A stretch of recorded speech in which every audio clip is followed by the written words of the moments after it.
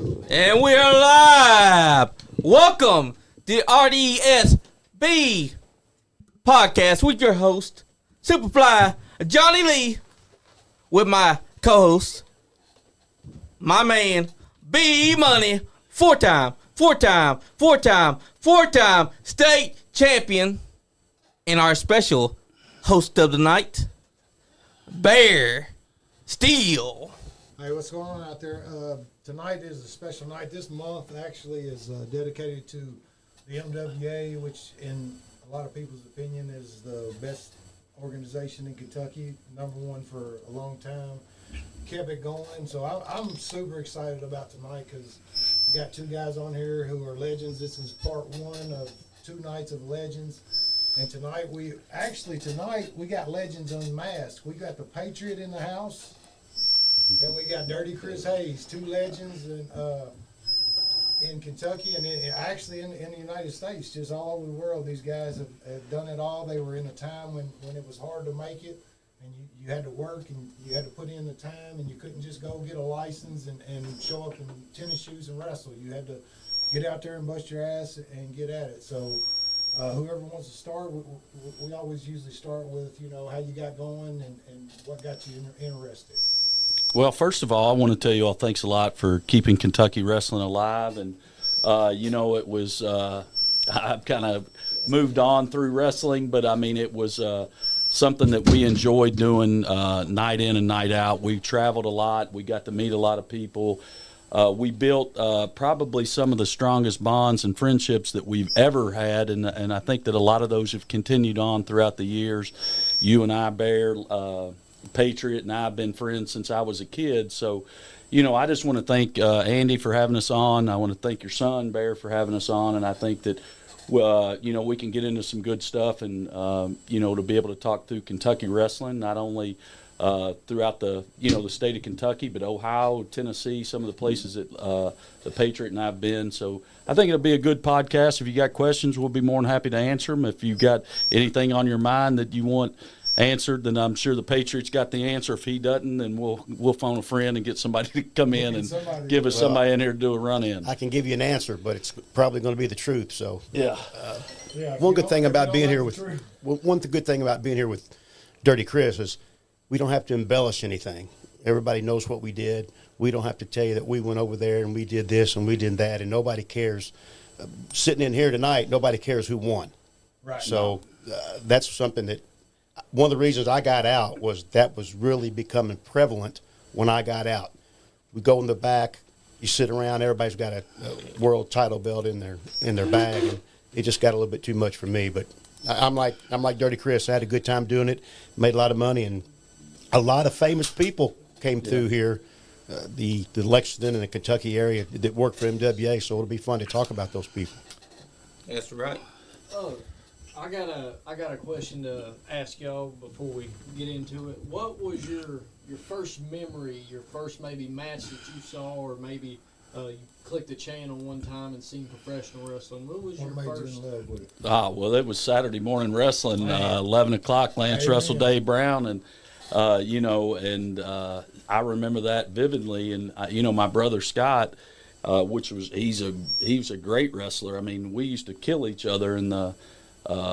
And we had 2 twin beds, and we had a 2-ring triple chance battle royal it was every night. So we had a lot of fun, and we would watch that. And my memory was Joe LeDuc, and Joe LeDuc scared me to death, and I had to sleep. To sleep with my brother. Same. He went on TV and cut his arm with an axe one time on TV, and cup holder or whatever he hit himself with. Yeah, so those memories there every Saturday morning got me hooked, and then my dad did it for forever. So it was kind of a generational thing that kind of passed down from generation to generation.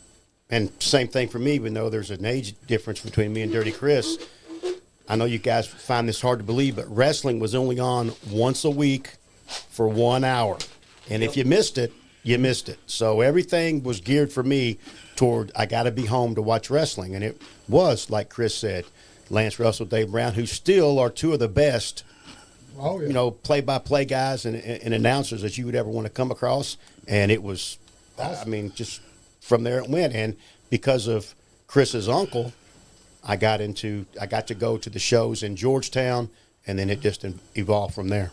You know what I thought was kind of unique about wrestling, and it's not now, is just it's so mainstream, is like we were in the same town every week. It wasn't like, you were going to a town and you'd work, Georgetown, we were there 52 Sundays a year. We went to Somerset, Kentucky. We were there, 52 Fridays a year. So we wrestled in these towns every, once a week. So it was not like it was a come back, 3 months from now and you get a different crowd. You had to entertain those same people over and over. You had to come up with different ideas of how to entertain them. For me, like Larry had said, it's like I could care less whether win or lose. I just wanted to make sure that we all got paid, we entertained the people, and that we retained the people when they came back. So that's what I see that's different now is we worked and we worked hard, and it was.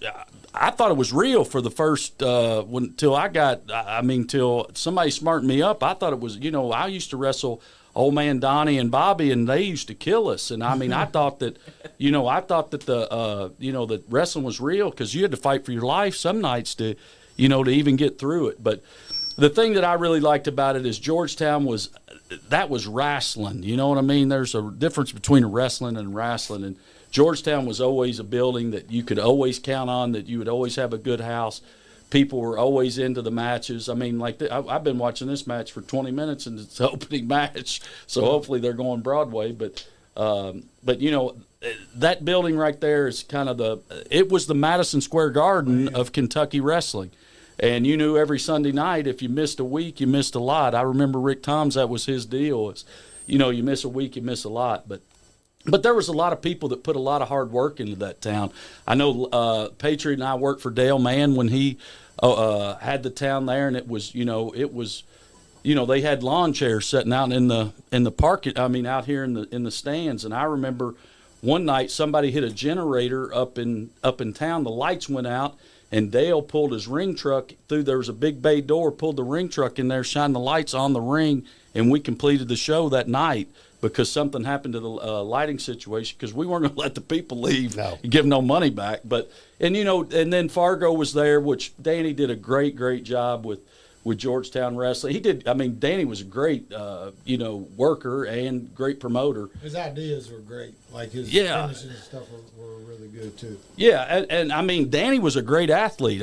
He was. The people loved him. He was a great baby face. I don't ever remember Danny ever being a heel unless he worked with ICW.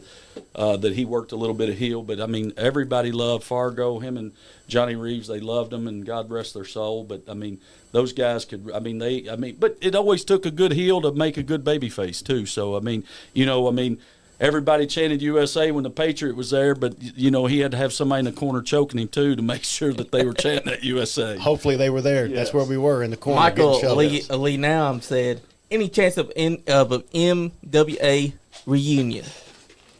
I've had that question posed a lot, and I think, I know we're all old, and we'd all have to pass a physical to try to get it done. But we did the 40th anniversary show at one point, and I think that was probably the best production that we did when we at the Fannie Bush Elementary School. We did a 40th anniversary show. That was the night we inducted Fargo. I think we did Dale Mann. We did a lot of inductions into the Hall of Fame, and I'm not sure on the 40th show, did we, I think that was when I went with Dale and... Yeah, and Bear was in it, and I think, did we have a 2-ring triple chance battle royal that night?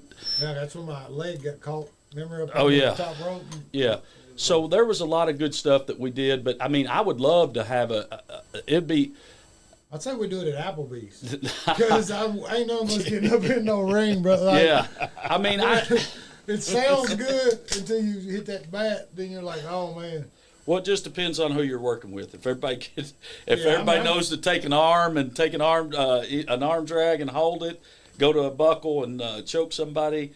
But we're not going to be jumping off the top of a building. But honestly, I don't know that would be anything that we could put together. I think we could, but it would be a lot of hard work, and we'd have to have a lot of guys over 50 having to take a physical to get in there and take a bump. So. Sad but true. But like you said, those people that we worked with back then, they could all entertain the people, and that's really what was all about, entertaining the people, not entertaining the guys in the back, or not trying something that you saw on TV. It was just trying to entertain the people there. And I bet all these films that we're watching here in the studio, if you got those guys back together, they could still entertain somebody if they were in there with the right person. I feel confident that me and Chris could go out for 7 minutes and tear the place down and probably, unfortunately, don't tell anybody this, but not do much. Yeah. Exactly. I mean, less is more. It is sometimes. If you got a good heel, less is always more, and I learned that from Rip Rogers. Less is more. So lessons that you learn going on and moving forward. I mean, Rip told me one time, because I thought I was Superman, I thought I was something special, and he came over to me one time, and I'll never forget it, in the place where Couch is from, Hyden, Kentucky. Yeah. It's packed, and I'm trying to be Superman. He comes over and he says, "You know what? If you stop getting up, I'll stop knocking you down." Right. You know what was funny? I'm looking at Georgetown right now. I remember when Larry James, this was years ago, suplexed my dad from the apron back into the ring, and they stopped the match. They stopped the match for a suplex back into the ring. And I remember when a sunset flip was a finish. So how wrestling's evolved over the years. I mean, it's simple if you make it simple, but if you want to overcomplicate it and try to do things that are outside of people's skill sets, there's things that are absolutely outside of my skill set. I'm a good athlete, but there's things I'm not getting up on that top turnbuckle and diving off onto somebody. That's danger. Yeah, I mean, gravity. And I mean, I think now that how wrestling is now, it's just when you buy the ticket, that's what you're buying a ticket for. You're going to see a guy dive off the top of a rope. You're going to see a guy. I don't remember historically any time in my career over there that we broke too many tables. We did hit guys. You took a chair shot here and there, but we hit a guy with a foreign object, we'll get a little color. Over. Yeah, you get a little color, or I remember every time that Jimmy Valiant would come to town, Fargo would always say, "Chris, I need you to work with Jimmy. You got heat, blah blah blah." We did a hide the gimmick the whole time. We locked up 3 times, and I think I went to hit him with a gimmick, and he put me in a sleeper and put me out. And it was just those types of stuff and get the people involved in what you're doing instead of. I think a lot of guys now, they want to work in the ring in hopes that there's guys at the curtain watching them to say, "Oh God, that was great." When they come back. Yeah. And but that type of stuff, and I remember and I'm guilty because I trained a lot of guys, but I remember the guys that were paying admission to come to the show, I'd come back sometimes. I'd be gone for something. I'd come back, and half the crowd would be in the back being trainees, and we'd be talking to them. They'd be wanting an autograph. It really started going like downhill. Yeah. When everybody just started taking money and training anybody. Yes. Because I'm pretty sure the first day I went to training, Fargo tried to make me quit. You know what I mean? That's the whole gimmick. You get a bunch of people there, and then you stiff them and you stretch them, and then most of them quit. So you got their money, and then they quit. You're like, "It's not for me." So the little deal where the guy gets on all fours and you come out of the corner and take the bump. Oh yeah. My first day, he showed me he told me how to do it, and then made Shane show me, and then he looked at me and said, "Give me 100." Oh Lord. First day. $100? No. $100 on that old wood ring. Yes. But I never cringed. I never let it, I was hurting. I was down. Oh, Jenny Bam Bam Reeves coming to the ring. Yeah. No, I just think that, wrestling is and they're selling out everywhere, so they're doing something right. But it changed with the time. That's what the new people want to see. That's not like they want to see all that flipping and flopping and. The most important thing is that it's a shoot. In my day, Right. We spent years making people think that, man, that is real. I mean, we threw each other out. We took chops. We did this. We took these bumps, and it was like, wow, this is real. And now the people know it's not real, and they still sell out. So I always tip my cap to all the guys in the next generation. I look at it now, it's almost like the circus. Like it's a spectacle come to town, so everybody comes. It's not we were showing up because we believed in it. Yeah. We thought that, I can remember my brother crying because he thought Jerry Lawler was dying. Like they busted him open. He thought he was dying. Dad, go help him. My dad. That's said, the "I ain't doing point, that." though. Like, Professional wrestling was supposed to I think look real, like it's supposed to be. I gotta Nowadays, you got guys that don't even watch the matches and they do the moves that's always been done. Well, we protected the business too, so Right. I'll share two stories with you that was kind of crazy. Is that when my dad, I was a kid, and when we would leave Georgetown, he worked as the intern under a hood. He left the building in the hood until we got down the road on the interstate. We would go in the convenience store right there off the exit, and he would go in with his hood on. And I was like, golly, I mean, what do they think? But that was just the way it was. One night, me and Fargo rode together to, I forget some town, some elementary school. It was packed, and we were working each other. And then we stopped, and I had an old Grand Am that the seats folded down, and I got in the trunk of the car, shoved his bag in the front so he could get his bag. He drove us in, and I had a release for my trunk. He went in the building, I pulled the trunk, and nobody ever saw us together. Right. So we protected the business really, really well. And if I was working Johnny Reeves, I wasn't going to be seen at Convenient with him. Right. I mean, if I saw Johnny at the Convenient, I'm going the other direction. That's just the way it was. And in new town, you had to stop and ask for directions because you didn't know where the heck you were going. So somebody had to slouch down in the seat while somebody went into the convenience store and say, hey, where's this elementary school at? So, yeah, kayfabe was a big thing, and that was the most important thing back then. Yeah. And I think it started to die out, but we tried, we did the same thing, but I think it was kind of going, like half of us guys were in, and got it, and then half of them weren't. They were hanging out and doing everything together, but like me and Justin rode same. He'd drop down in the seat and we'd roll in. Yeah. I think it's when you first start out in the business, you want everybody to know that you're a professional wrestler. And then you get into it, or back then at least, when you get into it, it's like you don't really want anybody to know. Right. If you want to, I'll talk about it, but come and see it. And so they end up buying a ticket, and then, there's 300 or 400 people in Georgetown. Right. I think this is a good question. I've kind of always wondered myself, because by the time we came, I think we called it at the tail end of something good. Oh, yeah. To where it started to turn to something bad. You know what I mean? That's probably a fair assumption. So we got about half. So like when I look at our card, we'd have our weaker matches, first two. It gets a little better as the show builds, and our very best match will be our last match. Well, I can remember going to Georgetown with Chucky Smooth in these days that we're watching now, and it was hot from top to bottom. So I guess my question is, what was the animosity like? Because I know everybody was fighting for that spot. Because, man, you had Kat, you had Sean, Casey, Chris Michael. Like, you guys were loaded, bro. Like, Prince Justice, like, loaded. So I guess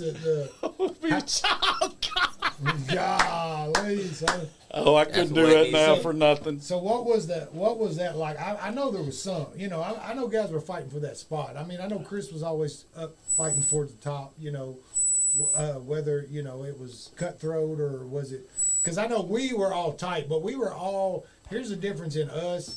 We all lived in a close proximity, so we didn't just see each other at the shows.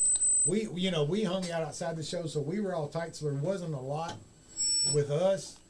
But there was only like 5 or 6 top guys. Y'all had 10 to 15 guys that could be top guys. I thought for what we had, I think everybody knew that what the role was of the team, right? So I knew that I was going to be the chicken crap heel, that, I'm going to worry about my hair, or I'm going to, be the crybaby and have people. If you look at the people, there's people involved in this match right now, and Johnny's, we did a great opening spot, but I'm going to be the crybaby, but you got to have a good heel to have a good baby face.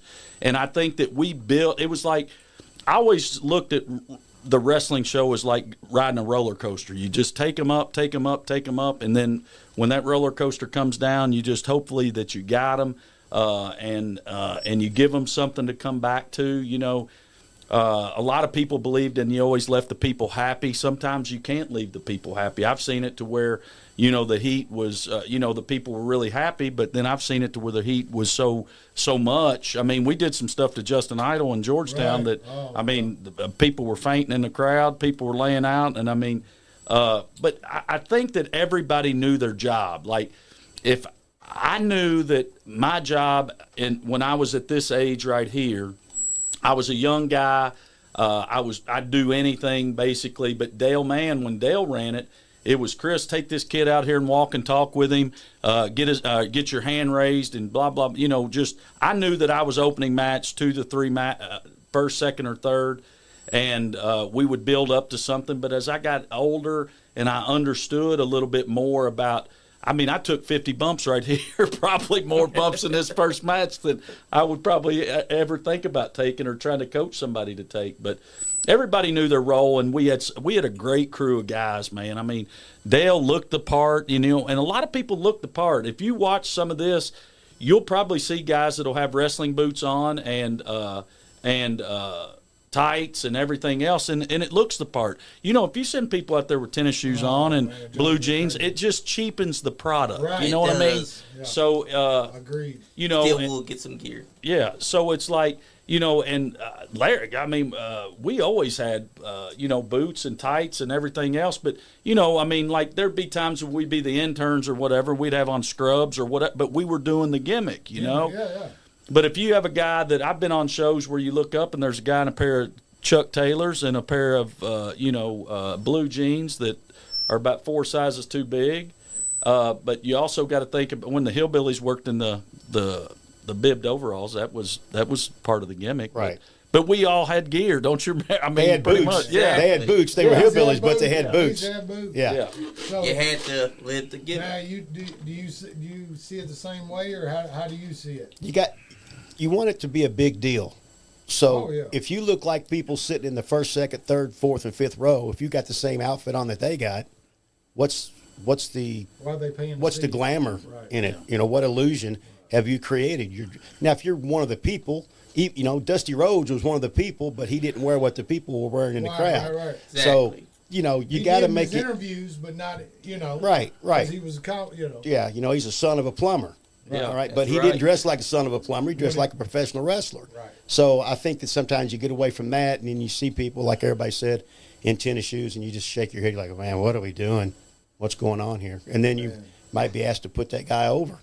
And then you're supposed to, but your ego's like, No, whoa, I'm whoa. not doing it. Like, Right. why Wait would a- I put this guy over? Right. He don't even wear boots. I tell Right. you, I got one on that. One of the last ones when I started to get the, the beginning of the end. When you know that you just don't fit anymore. I got called to a show and I called out that they wanted a bunch of people for some kind of memorial battle royal or whatever. And I'm sitting there getting dressed, and like you said, this guy comes in. He's got gloves on. He's got blue jeans with hose. And he's got a white T-shirt. And with a Sharpie marker, it says titties and beer. There you go. And so I'm sitting there getting dressed. I'm putting my boots on, lacing my boots up, doing my deal. And he walks by, and I said, man, that's a pretty cool shirt. What's your gimmick? And he says, this is my gimmick. There you go. Took a lot of thought. And I just looked at him, and I said, well, I bet the kids love that, but don't fucking touch me. Oh, And Lord. I just went back to put my boots on, and I mean, that was it. Like, I didn't have any respect for him. He didn't respect himself to me. Yeah. Like, so I don't have any respect for you because I had to work hard. Like, I had to empty piss buckets. You know what I'm saying? Like, Exactly. Well, we always prided ourselves in being professional, right? Right. So, like, you can, I don't want to say fake it till you make it, but I mean, we we had a wrestling ring that looked the part. We had tights, but I just didn't really. I didn't like that part of the thing. It would be like going to a baseball game, playing baseball, not having a glove. I mean, you Right. don't go to the game and don't have a glove. So, it was a professional thing. It was wrestling right there. I mean, you probably 50. But look at the crowd. They're being entertained, and they kept coming back. This was a weekly town every week. I mean, we would have, when. Middle finger. Yeah, so. it was a requirement as far as I don't know, but when I got with Fargo, it was a requirement. You had to have boots at training. So I had to break brand new boots in on my first day of training. You know what I'm saying? Like, that might have just, like you said, been trying to get me to quit because that's the way they did it back then. But they don't do that now, man. They, you know. They need to, though. Here was my Somebody's thing. gotta be When I taught. would go to a wrestling show as a kid, I remember my first MWA show. Of course, all you guys were there, but I remember Donnie Green came out. And I looked and I said, that is the scariest, most mean, got to be the meanest son of a bitch on the earth. And I mean, if you know him, you know better. But, you know, he played the part. The difference is today, I was sitting in there and I was a big guy, but every guy that come out, I was never thinking, man, I could whoop his ass. Yeah. Now, you go to a show today, 75% of the guys in the ring, 75% of the front row could whoop their ass literally. Yeah. We were tough guys. Yeah. And we weren't bad at it. We didn't just, but we were tough guys. Like, if you want to fight, we'll fight you. But these guys today are in here trying to sell that they're tough guys, but you can see by their body and the way they look that they're not. Well, you know, that was always, I mean, Patriot always took care of himself. I mean, he always tan, looked good. Right. I mean, he looked the part, you know, had his gear. Oh, my Lord. So let me tell you a story about, do they see this video? No, they No, couldn't see not it. yet. Well, there's the guy that's walking to the ring right now. I'll tell you the truth. This guy's name is Outlaw West. And so he grew up in Jamestown, Kentucky. This is the truth if I've ever told it. So Dale Mann shot and killed his brother in cold blood in the front of a pickup truck. This guy right here. Yeah. So he shot him in the back. Dale's killed 2 people and got off with murder 2 times. And it was his brother, Outlaw West's brother. So Outlaw West had come to Georgetown for the first time, and that's when Dale came up. He said, Chris, I've got to take care of this boy. I've killed his brother. I swear to God, I mean, I'm in the back of Georgetown. I'm a young kid. And he said, I need you to take him out there and walk and talk with him. So we went the whole loop, me and Outlaw West, this guy right here, just because he had, he killed his brother. So I guess he was taking care of him by paying him back. But he used to work for Dale, Outlaw West, and that I mean, that's crazy. That is Crazy. Yes, and it happened. That's the one thing that today's wrestlers will never understand. So, Make it real. I told you we don't have to embellish anything. No, it's the truth. I'm telling you, it's the truth. there's a couple stories I've heard, but I did hear that Dirty Chris one time took Psycho Sid to the limits. Yeah, whatever. That's what I heard. No, that never might be happened. Speculatory, but No, that never have happened. you heard that one? No. So I'll tell you that story. So me and Patriot, and I think Dan Childers was on this. We used to go with Rip to WCW to do jobs. So we knew what our job was, but we were getting paid, right? We were making money. We were. It was I don't know if we were making $300 a night, $250 or whatever it was. It's about 800 today. I mean, Right. honestly. So when you went into the show, this is when Eric Bischoff was just a walking guy around. So you'd get in and you'd sign your sheet, you'd get your meal ticket, so you get buffet, whatever, and then you'd get $100 draw. So they give you $100, and me and Patriot were trying to figure out how we could keep it. But everybody else wanted to take their money and waste it, go drinking and whatever. And we didn't drink back then. We were trying to get to the next town because when you're riding with Rip's got every stop in mind. He's got every hotel that he's going to stay. We're all going to heal a bedroom to where we might have to take the mattress off and somebody sleeps on the box Absolutely. spring. Absolutely. And, you know, but we were living the life of a rock star. You know, Right. I was 18, 19 years old, and we would all meet. What was that buffet down there? That Loud and Square. Loud and Square Buffet. We'd meet at Loud and Square Buffet. So we went down, and we were in Knoxville, Tennessee, and I was walking down the hallway, and you know when they used to put the matches up on a dry erase board. So you'd see the dry erase board, and you'd go over there and look at the thing and make sure your name was on it. If your name wasn't on it, you're like, golly. And you'd be like, man, I want to work, you know. Right. I'm a Oh, young yeah. kid. I got my $100. Yeah. So your name wasn't on the sheet, and we'd be saying, like, hey, if we're going to be in Knoxville, we're going to Spartansburg. So you'd have to get in the car and ride, whatever. So my name wasn't on the sheet. I don't think Patriots was on there. So we look up, and we're trying to get to the car, put our stuff up, and then Dundee was Sir William Regal at the time. Yeah. So he came up. He said, "Hey, so you working?" And I said, "No, I wasn't on the sheet." And he goes, Bill Watts wants to see you." So we went back, And we go in this room. Oh, you got that too? Yes. Yeah, he was part of it. I've heard the story. I didn't know you was. Oh, yeah. there. Yeah, That's so true. we're in Knoxville, Tennessee. So we show up and we go back, and I look up, and Leon or Vader used to wear a muzzle, like a thing over his face. Well, I was scared to death of it. I'm still a kid. I'm you know, and I look down, and it's sitting down on the ground, and I'm like, oh my God. And I look over there, and this huge man sitting there. And Sid had played a bunch of softball, but they ended up getting him to come, so they were trying to tag those guys together. So we get in the office, and they're saying, you know, you're going to work these guys, blah, blah, blah. You're going to go in. Everybody's going to take a couple power bombs and this, that, and the other. And I'm like, oh, my God. So Vader looked at me, and he said, have you ever taken a power bomb before? And I said, no, sir, I haven't. So we're in the ceilings about as low as this here, and I had a pair of sandals on. And he said, come here, let me show it to you.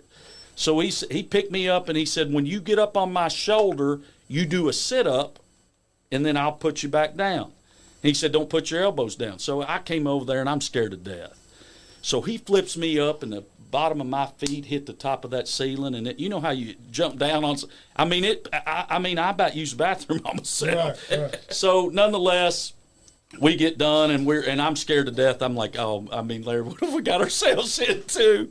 So, man, the match comes off, and they've killed everybody, and they start sending, here goes Patriot, here I go. Everybody's supposed to take these power bombs and go out, and I'm like, oh, my God. So we go out and do the deal. So I'm like, I'm scared to death. I thought they were going to kill somebody. I mean, they were killing people, weren't they? They were. Yeah. So I rolled out of the ring, and the ring announcer, his name was Gary Michael Capetta. So I start lifting up the ring, the apron, to figure out how I can get under the ring to get away. I was scared. Good plan. Good plan. That's a good plan. So I was scared to death. So all of a sudden, I'm sitting there selling, and the ring announcer comes over. He said, kid, we're still filming. Just keep selling, keep selling, keep selling. I said, I'm scared to death. He goes, you're doing all right. And the next thing I know is Vader's coming off that apron onto me, and bam, just kicks me right. I mean, all the breath left me. Stiff. I thought I was dead. Then they were packing, so I got left on the other side. They started packing them out on gurneys, and they started flipping the gurney over. And I said, "Oh my God!" Yeah. I was ready to go through the crowd to get out. Right. I promise you, that's the truth. If I've ever told it, I was Vader ready. Classic is stiff There, too. I was ready to get out. Now, see the same story from another perspective. All right, let me tell you my perspective on this story. First of all, we made a critical mistake in not leaving immediately, hanging around thinking we're cool in the back, you know, hanging out. We were professional wrestlers. We should have left the building immediately, but they do summon us in there. And I had heat with Vader. I'd worked him before, and he was stiff. He wasn't. He was just stiff. Let's leave it at that. So he was stiff, but I'd worked Sid before as well, and he was always real nice because we like sports. Like Chris said, he was a big softball player. So I went right to Sid. I said, what do you need? I'm coming in, and he tells me what we're going to do. Take the boot, blah, blah. But the thing is, they were working Paul Roma and Jim Powers. And those guys looked like $5 million. Tanned up, muscled up. And so they're beating them down. Who they send in? Me and Chris. We're running in to save them. We're trying to save Paul Roma and Jim Powers. Well, I took the bump, good, nice power bomb from Sid, and I rolled out of the way like I'm supposed to do. So Vader sees me. We got heat. He comes over and gives me a stiff kick right in the ribs. I'm on the apron, so I take the bump out on the floor like I'm supposed to. So they come out and they put me on a gurney. But I'm not laying flat on my back. I'm kind of up at an angle where I can still see the carnage that's going on. And I'm thinking, I'm glad I'm getting out of here. Well, they put me on the gurney, and Vader sees me from across the ring, all the way across the ring. Vader sees me, and he looks right at me. He jumps down out of the ring. He runs around, and he grabs the pole like he's slingshotting himself, and he just clotheslines me. I mean, stiff once again, and the gurney goes flying, and I'm wedged. I've wedged myself under the I don't know what it's called, to keep the fans back, the protection thing. The security rail. The security rail. Guardrail. I've wedged myself under this steel security rail, and I've got the gurney wedged in there with me. They can't get He's to you. trying to get to me, and man, let me tell you something. I'm not trying to say I'm as strong as Vader. He could not pull that gurney off of me that night, because I was like Chris. I was scared to death, and he was just, he just. I'm glad I held on to that gurney, man. I wish I could get that strength back sometimes, but that's my perspective on the same story. Yeah. So the note to self: when your name is not on the card, get your money and get going home. Peace out. Yeah. Peace out. I had the Dirty Chris saved my life one night. You remember that in the Madison Theater with Sam? Oh, When they couldn't get the music. So Sam goes on cue.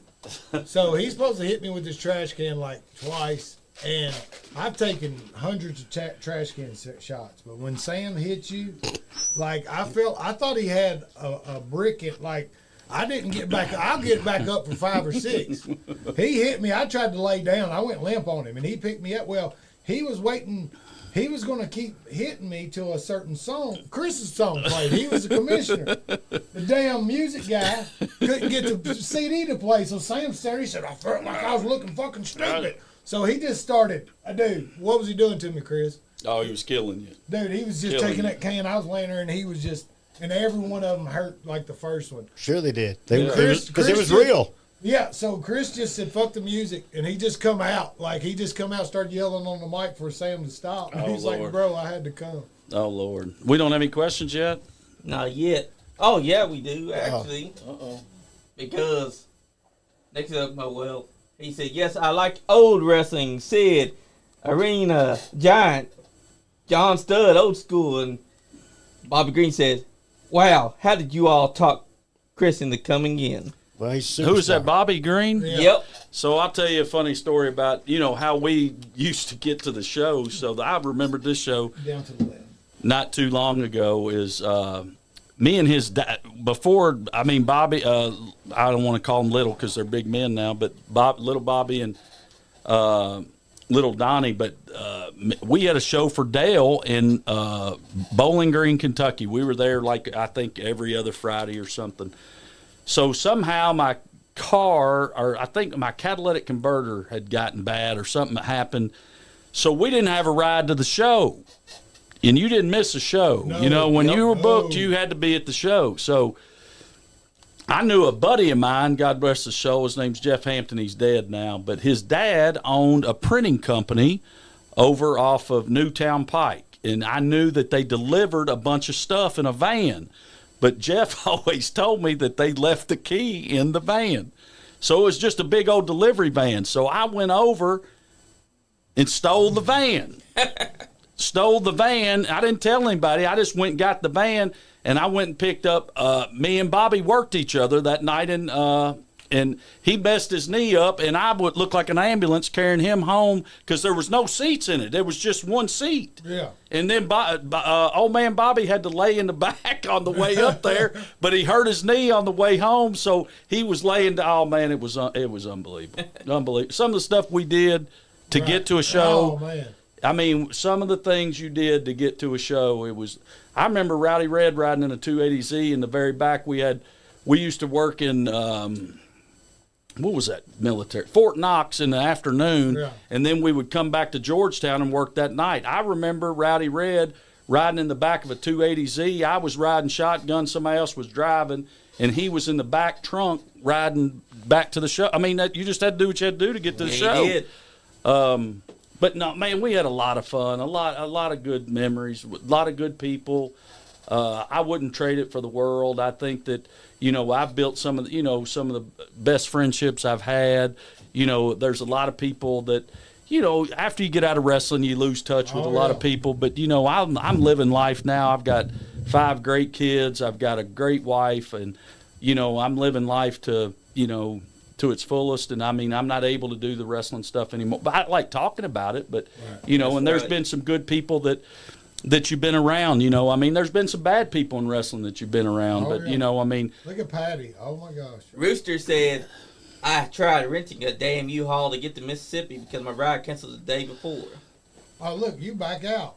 Is that Oh you yeah, back out? that's me back out. Yeah, I guess there's my dad. Hey, Here's someone that you know. Working but twice. you only got paid once. Kyle Yeah. Macker said Who? that damn Kyle Kyle Macker. He said that damn dirty Chris held me back for years. Ha! I love you, Chris. And Well, what's up, boys? every time I went to Hazard to work in Hazard, I always got hurt. So I did a match up there with I was working Eddie Browning, and we were doing a thing with a special referee. The kid knew everybody in town, and they sold the place out. Well, the finish was going to be I was going to go to hit him with the gimmick brass knuckles. He was going to catch my arm, spin me around. Well, he spun me around, got the thing, and hit me and split my eye wide open. I went down to the mat, and blood was going everywhere, and I got pinned 1, 2, 3, got out of there, and I came back to the back, and Larry D was at the car. He go, who hit you, dude? Everybody's ready to go out to the crowd and ready to fight somebody, and I ended up getting, the referee ended up stiffing me, but I went to the hospital over there, and I was going to get stitched up, but I just waited until I got back to Lexington, and I went to Good Sam, got stitched up, but then I was strapping him about a month later with my belt, and the piece that goes into the hole of your belt, I was strapping him, and I tripped and fell, and the point of that buckle went into my hand. Shit. And I thought I was dying. So my wife, when I got home, she said, look, that's enough. It was, I was getting hurt every time I went to Hazard. And I was like, oh man, that was true. But we had some good shows in Hazard too. We had Lawler. We took Jerry Lawler to Hazard one night. That was, oh god, that was awful. Oh, you when said, they printed those pictures out? Well, Remember what that? we did is we were going to try. There's Fargo. God Yeah. love him. Yeah. We were going to try to make a little bit of money. It cost a lot of money. Right. Oh, yeah. When you call Lawler to come in, it ain't like you're going to give him $15 in a bag of nabs. So we brought Lawler in down there, and we made some shirts that said the Royal Arrival was the theme of the show, and it was sold out. But man, Lawler's flight got there late, and he wanted to pull over every 15 minutes, and he would like, God dang it, where in the hell have you got me? You told me Hazard was 92 miles. I said, it is 92 miles, country miles. Yeah. So we got down to and I'm working him. So Yeah. we get to Hazard, and then we sold tickets to do a meet and greet to see him so he could sell his gimmicks. So he comes down and he goes, God dang, he said, there's my picture on that shirt. And about every 2 to 3 people had a $25 shit. shirt that they weren't buying his gimmicks. They'd already bought our gimmicks that had his shirt. So he came up, he goes, it was a stiff conversation, and I get it, but and then we ended up coming up with an agreement about, we paid him a certain amount because he had some guy that was there with him, and we ended up giving him a certain amount of money to offset what he lost. Yeah, but those guys, when you've been on top like Lawler had been, he was always good to me. It wasn't anything bad. It was just when we went on, but going to Hazard, Kentucky after you've been in Madison Square Garden 2 weeks ago, right. and we're going to the National Guard Armory. But he was good to work. He drew money for us almost every time. So He was a draw. yeah. Now, speaking about Kyle Macker, I'll tip my cap to him. He had me in Shelbyville for what I always call my last match of my career, and it was just like the old days. Did what I had to do. It was a packed crowd in Shelbyville, and on first or second, sold out all my gimmicks, shirts, masks, everything we had, we sold out, and I believe we got paid pretty well, and I think I ended up working 2, maybe even 3 times. And so that was the way to go out for me right then. It kind of lit the fire a little bit to try to get back in it, but that fire was quickly put out when I went to another town for another company, and the guy was putting the ring up, and while people were coming in, and I put him over 1, 2, 3 right in the middle. Right. So that was about it to put out the fire to come back to professional wrestling. Same deterrent for me, man, was just sitting in the back. It just didn't have the same allure as when it was us. No, because it's all young people, and they're all champions of something. They all got title belts, and they talk about doing drugs or beating their women, or you just don't have anything in common with them. So my wife said, what's the most fun about wrestling? I said, the 12 minutes I'm out there. Yeah. I'm the Patriot. Right. Going over or putting somebody over doesn't matter, but you're the Patriot. And right. The rest of the time is miserable. But it used to be fun. Oh, it was fun because you got the best part. After, before, after, yeah. Like we had those shows at Continental Inn, and they were off the hook. Yes, we absolutely. had the best guys working those shows, selling those tickets, selling out the front row in advance, and it's a beautiful building. And we had after parties, and it was just that was a great time right there. I even think that the night that we couldn't go in the hall and we did it out by the pool, I think that just the setting was just unbelievable. We had people at the top, looking down from their hotel rooms. I mean, it was an unbelievable setting awesome. There. Yeah. And I tagged with Abyss that night. Yeah, we had some great. Those were great shows. I wish those were still available. Look, I got to tag with Abyss that one time, and of course the finish was he gets the powder in the eyes and does the deal to me. It could happen. Put you through the ring. It could happen. Deal. But I mean, for me, I think wrestling. I met some great people, and like I said, I met some not so great people, but. I've had lifelong friends. Like Larry's been a lifelong friend of mine since he's known me since I was a kid. Picture Perfect Jordan Cage. I still work out with him now. I'm off. Got some feedback. Yeah. Oh, am I getting feedback? Yeah, we're getting feedback. It's okay. It's all good though. Live. Yeah. It's live broadcast. Chucky Smooth said, "There was no Chucky Smooth without Dirty Chris Hayes. I remember that night in Hazard." And that, I'm going to take me a quick break, but this is what I wanted to hit before I go, because we want to hear some stories. Like these people, they want to hear these stories of you guys on the road and doing your deal. But I just got to say, these two guys give me some advice that both of it, you get advice all the time, but some of it sticks with you. And Larry was the first, and he just looked at me and he was like, "Kid, stop bumping." Chris, you got stiff by it. I mean, he just said Earl Fields. And at the time that was the referee, right? Yep. Yeah, that's who it was. At the time that Larry said it, I didn't get it. Right.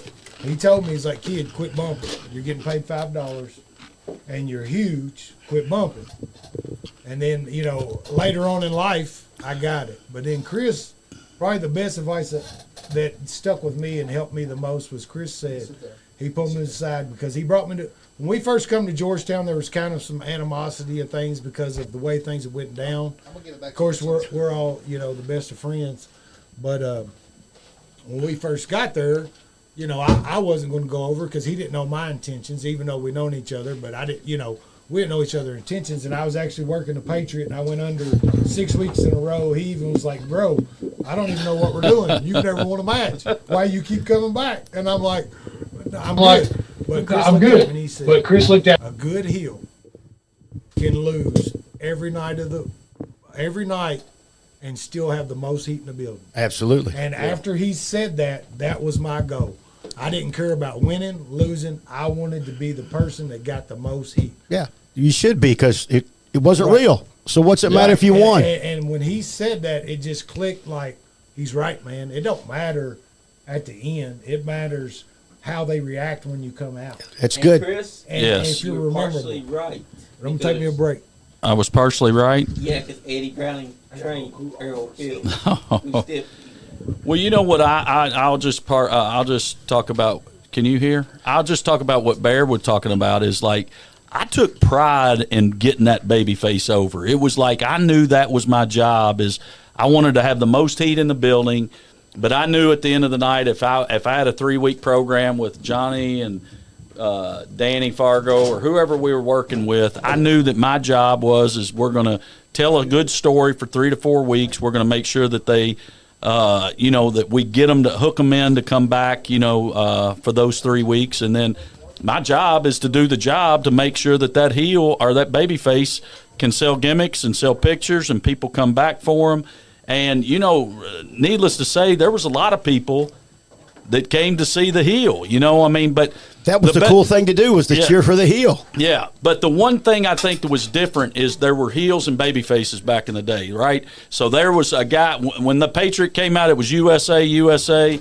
And then when I would come out, it was, I worked most heel my whole career. So you know, I mean, and my job was to get heat, but his job was to get, you know, the people into it, and I think that we worked those people really well. Exactly, because that's what you're supposed to do. In professional wrestling, is work the people, get them invested. I got some wires crossed here. So. Yeah. I got a question for you guys. So I've asked the other guys who's came in here same question. And they've all answered the same answer. Okay. What is the stiffest move you've ever taken? When Earl Fields hit me with those brass knuckles in the eye, no, it wasn't. I would say some of those power bombs that Vader and Sid gave us, and those were, I mean, those rings in WCW were stiff.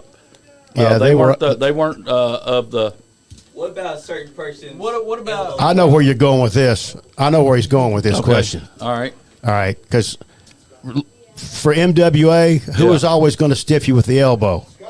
Bobby Blade. Bobby Blade. Yeah. Right? Yes. Yeah, Bobby Blade. But that's not saying anything negative about Bobby Blade, You just knew what you were getting. because he was a great worker, and he would put you over in a heartbeat, Oh, and we yeah. would put him over in a heartbeat. But you knew when it's time for the elbow, and that was the running joke.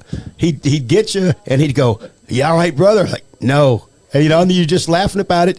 But you knew it. And same thing with Dundee. Dundee's going to punch you. He's going to hit you right in the mouth. And then he's going to apologize for it, but it's always going to be stiff. But I think there's always zero bad intentions from those two guys who are always stiff. Exactly. Yeah. And Jim Walls wants to know your perspective on the Georgetown riot with Tracy Smothers. Oh my Lord.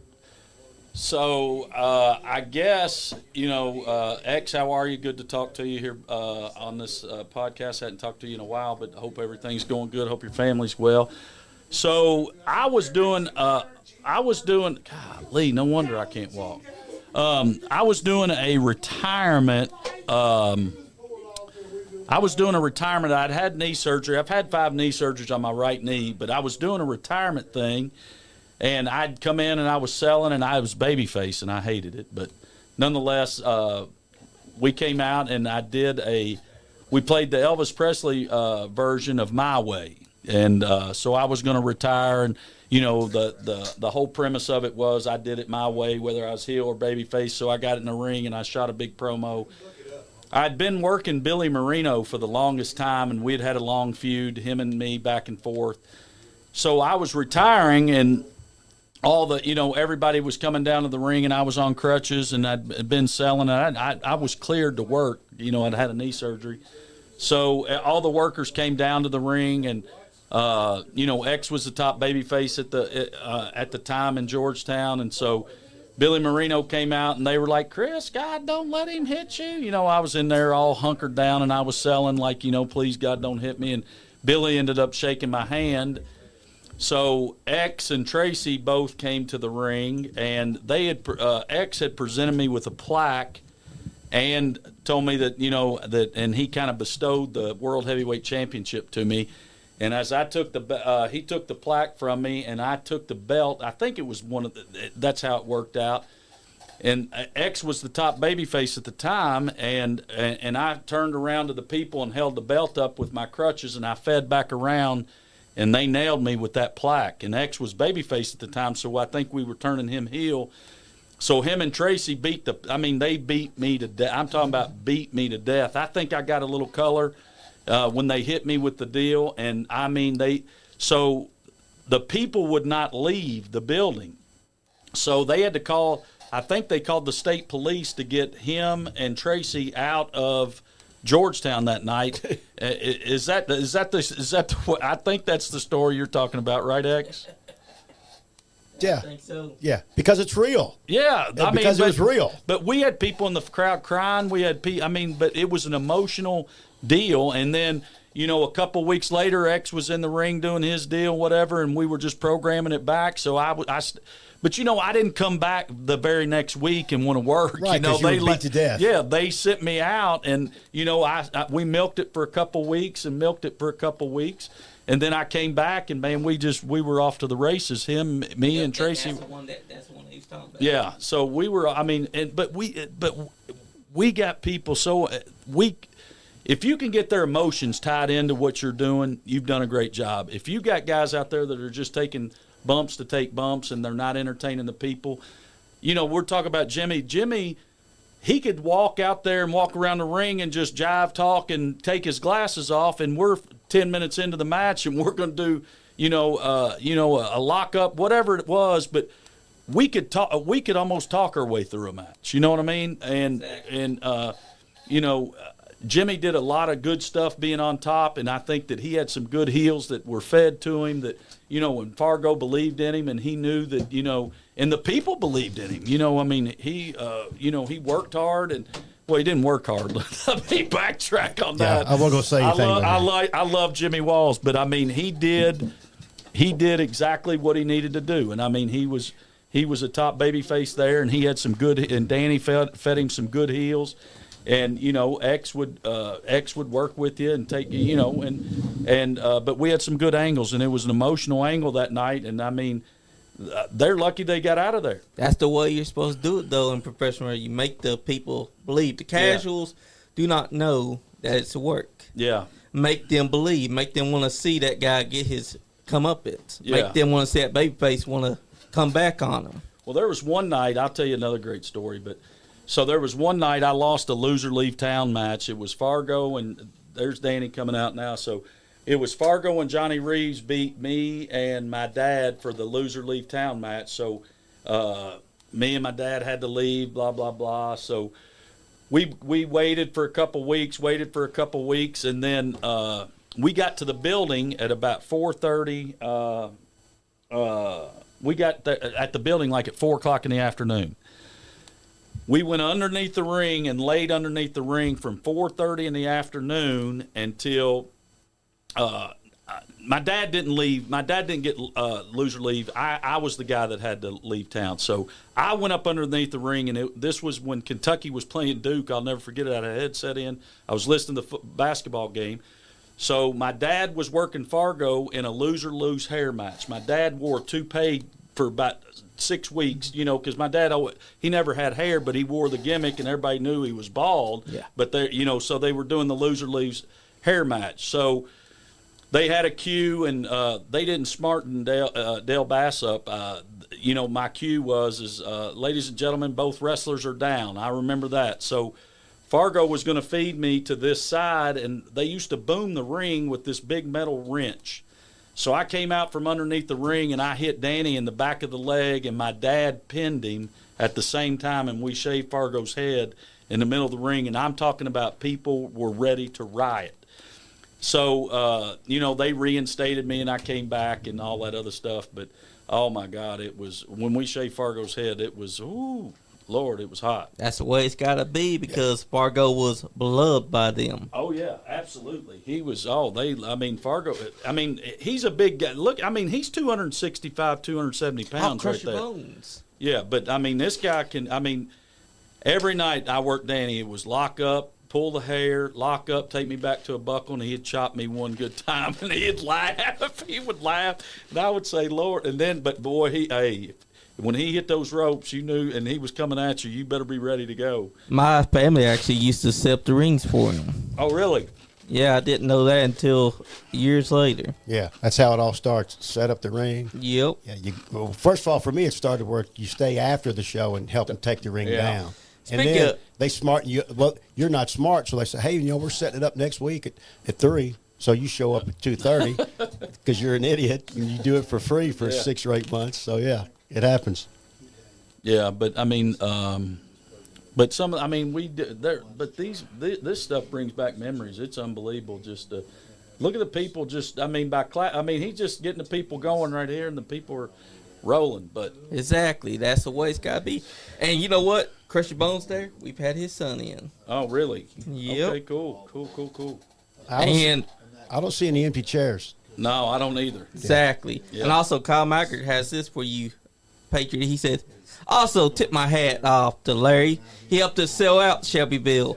Couldn't have done it without him. And tell Larry that none of the boys talk about drugs or beating their women in this day and age. They talk about bill games more than anything. Yeah, well, he's got a pretty successful promotion. Oh, he does. And, that's good to see those guys go on and, run things like that. But I appreciate the kind words from him. But we did have a lot of people that came to see me because they see the matches on YouTube, or they see doing the job, which is not the same as putting somebody over. Exactly. By the way, for everybody listening, but they see you doing the job in WCW, but they'd never seen the Patriot.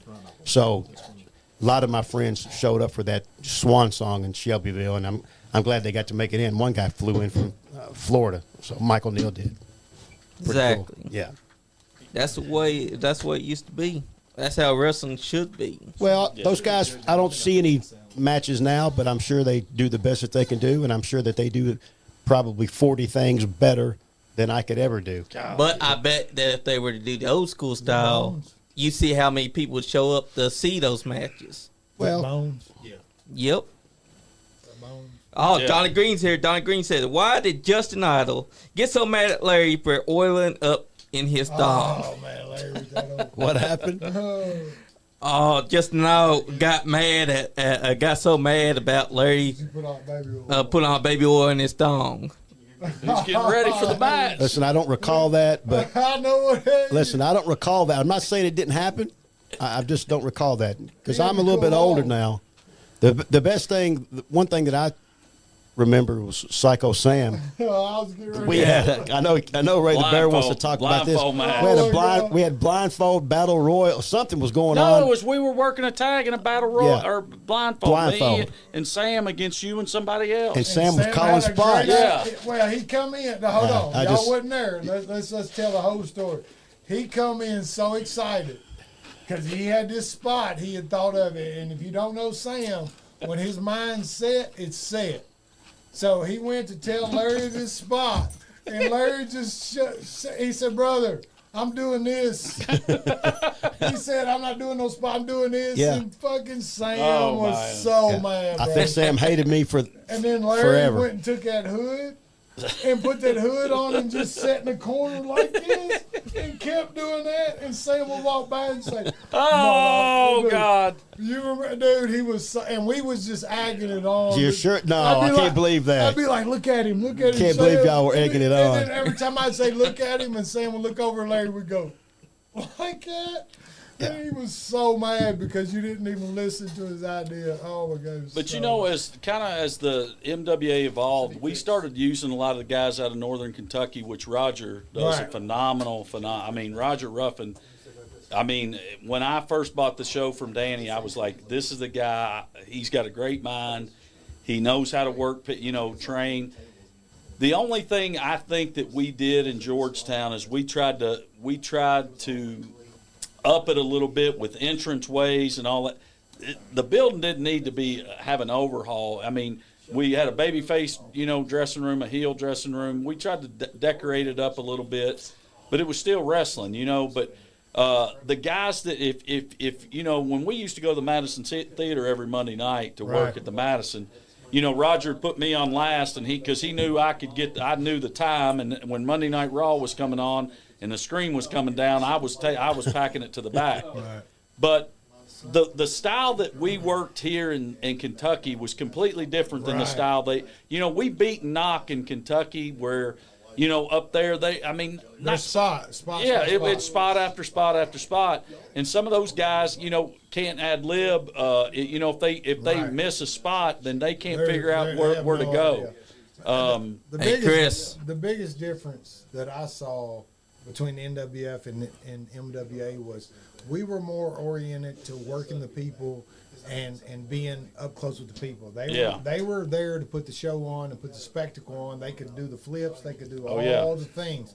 They could work. They could flat out work. Yeah, We might not be able to work so great, Yeah. but we made up with it with our personality and working the people. Oh, yeah. and engaging the fans. I think that was the biggest thing because, like, I remember Kurt Shepard cut our song in half because we took so long to get to the ring because we Yeah. were getting heat. Yeah. And they didn't even have security. Poor old Dan got beat to death every Monday night when I come out because I'm getting real heat, and them guys, they didn't get heat. They'd just be like, shut up, and we're like, oh, your mama don't love you, and your daddy ran off. Like, we're getting deep and personal, you know. She Pete. And that Yeah. was the biggest difference I saw was I think MWA worked the people better. NWF had better technical Yes, wrestlers. absolutely. Well, they had guys that looked like $1 million Right. too. They That's had right. specimen guys like Abyss and Chris, Wildcat Chris. Stamp or- Lickett, yeah. What about Chris? What about that night Larry D and Donnie Green took you up north in don't a know. stolen car? Holy So, cow. no, so we had a show when we were working for Roger in Ohio. I don't even know. I don't think it was a Monday night. I don't know what night it was. So I always drove, but anytime I'd ever get in the car with Larry or Donnie or any of them, it seemed like all the lights, service engine light, get your oil fixed, get your. So we're riding, man. It's hot in the car, and I'm in the back seat, and they start ribbing. I mean, Donnie starts going, man, don't you think we ought to, how are we going to get this car back? And I was like, what the heck are they talking about? He said, well, Larry they started ribbing me to death. And then they ended up telling me that they stole this car to get us to the show. And I said, man, I got a job, family, everything. I said, let me out of this car right now. I'll call, get us a rental. I'll do whatever we got. I said, but we got to park this car right now and get out of it. And he goes, oh man, it's all right. My neighbor won't be back from Florida or something. I don't remember detail by detail, but I know they kept working me. And we got to, I said, guys, look, we got to get a rental. We got to do something to get a car to get back home. And they were, oh man, it's going to be all right, dude. Don't worry about anything. And I'm like, that was the first and the last time that I ever rode with those guys. So was it a work? Was it a stolen car? No, it was one of their cars. Yeah, they were ribbing. But then the I can't car believe they got over on you Oh like man, that. the car started overheating, and don't worry about it. It's gonna be all right. They turned the heat up 100 miles an hour on this car, blowing the heat on me. And they said, "Oh, it's gonna cool it down when you put the heat up." And I'm like, man, I'm out of here. Yeah, we were in a place where, man, we just wanted to we weren't making no money. We just wanted to have fun. Yeah. And we were too much. I know we were a lot. Because, like, Roger even, like, had to break us down and only bring one of us at a time. Because, man, I mean, Chad Allegra almost never was. Yep, a.k.a. Hey, Chad. Carl, I'm going to tell y'all right now, because of me, Donnie Green, and Psycho Sam, Carl Anderson about never happened. He tried to quit. Yep. And Chris knows. And Chris would come to us like, guys, y'all got to let him go. Y'all gotta let him go. Dude, I had a plastic gun that looked like it was real. It looked like it was real, and I kept it in my bag. And when Chris first brought us, he only brought a few of us.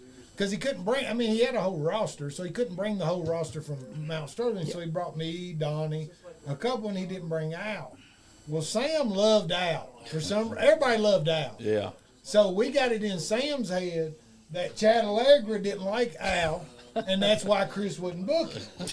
So, bro, I promise you, and we had told Sam that when we first got there, and it was an hour later, and Sam was pacing the door. We didn't even know why. So, dude, Chad hits that door, and Sam's right there. Oh yeah. He goes, Yeah. brother, why the fuck you don't like Al? He's the greatest guy on the fucking earth. Why you don't like Al? And he's all up in Chad's like, dude, it's fabricated. Because, you know, Chad was all proper. He's like, it's fabricated. These guys are lying. No, look, the best story is when they had to go over and ask somebody, tell Chad to ask how the swim meet went.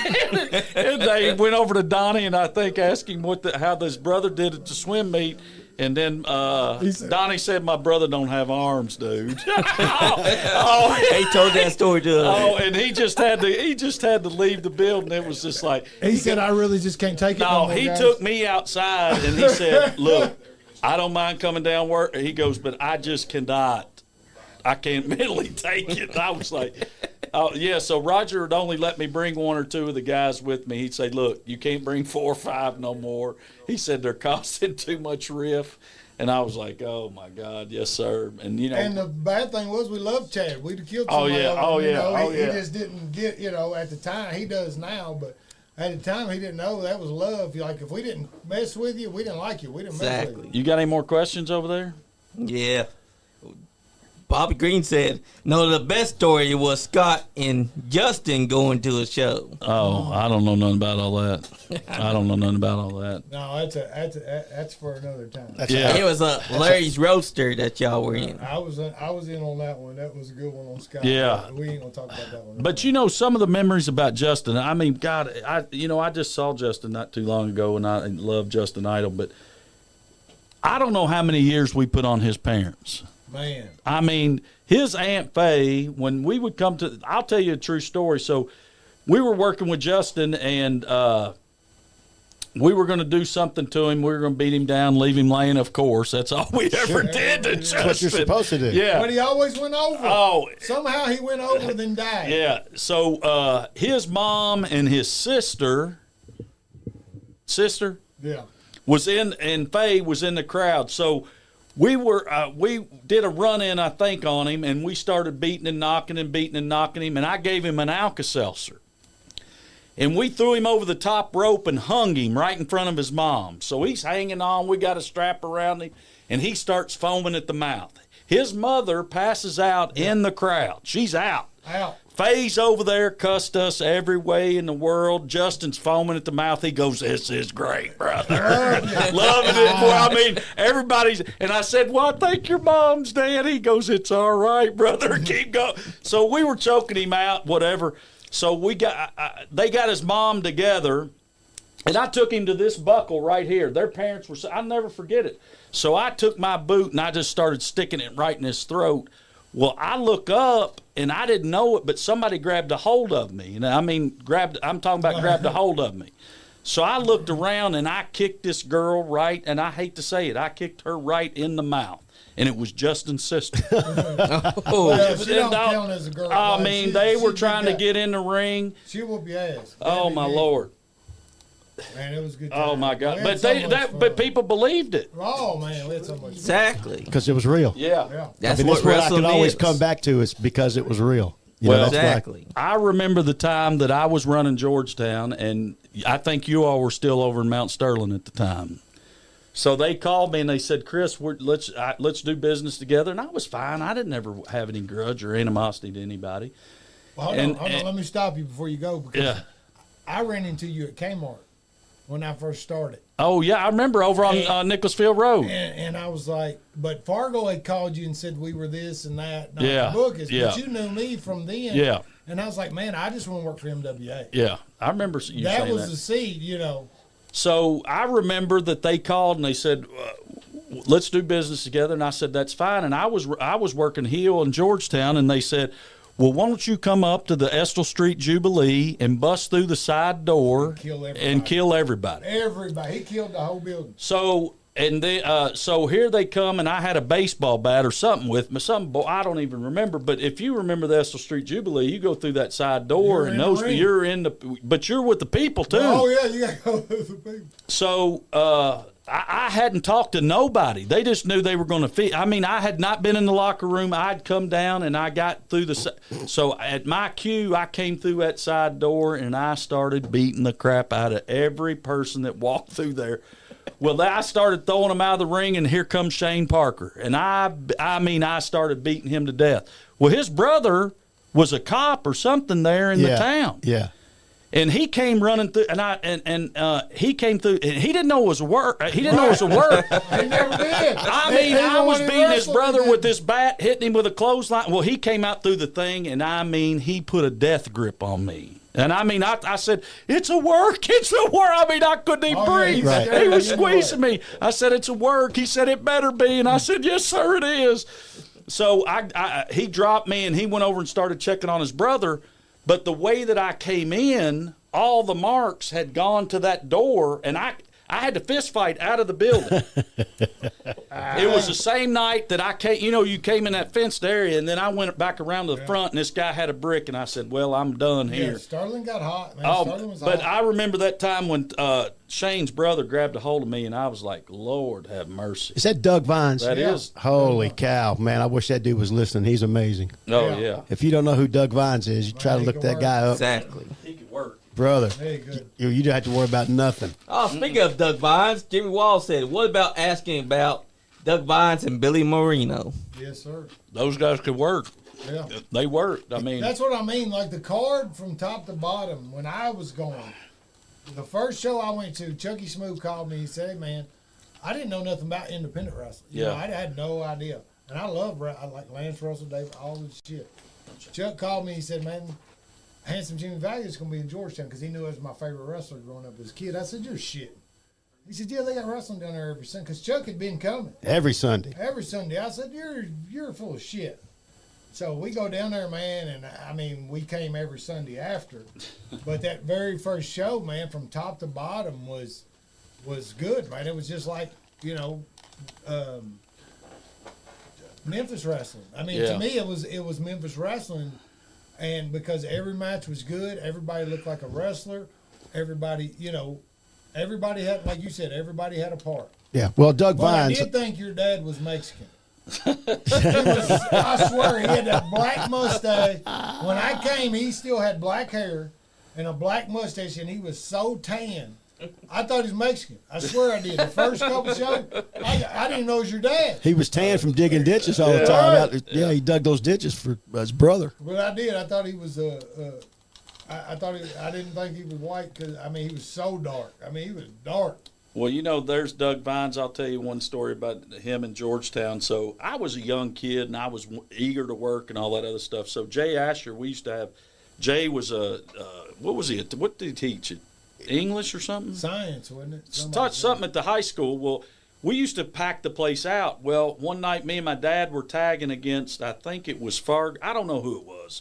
But nonetheless, Jay was over by the concession stand where he should have been over here. So Jay, managers, make sure you try to stay in your buckle.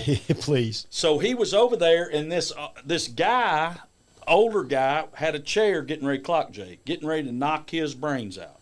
So my dad jumped off the apron. I'm in that over by the concession stand, and he hits my dad with the chair. Bam! I come off that apron right there, and I jumped, and I hit that old guy, knocked him out. But my momentum took me up into the front of the people right here.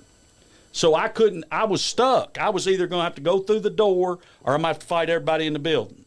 So I look up, and I don't even know how it happened. Doug Vines came running through the people, and he swooped me up and took me right out the front door. He said, we're going to go back around and we'll get on the stage and get heat. And that was it. And I thought I was going to get killed. And the guys laid out in the middle, all his family's wanting to fight.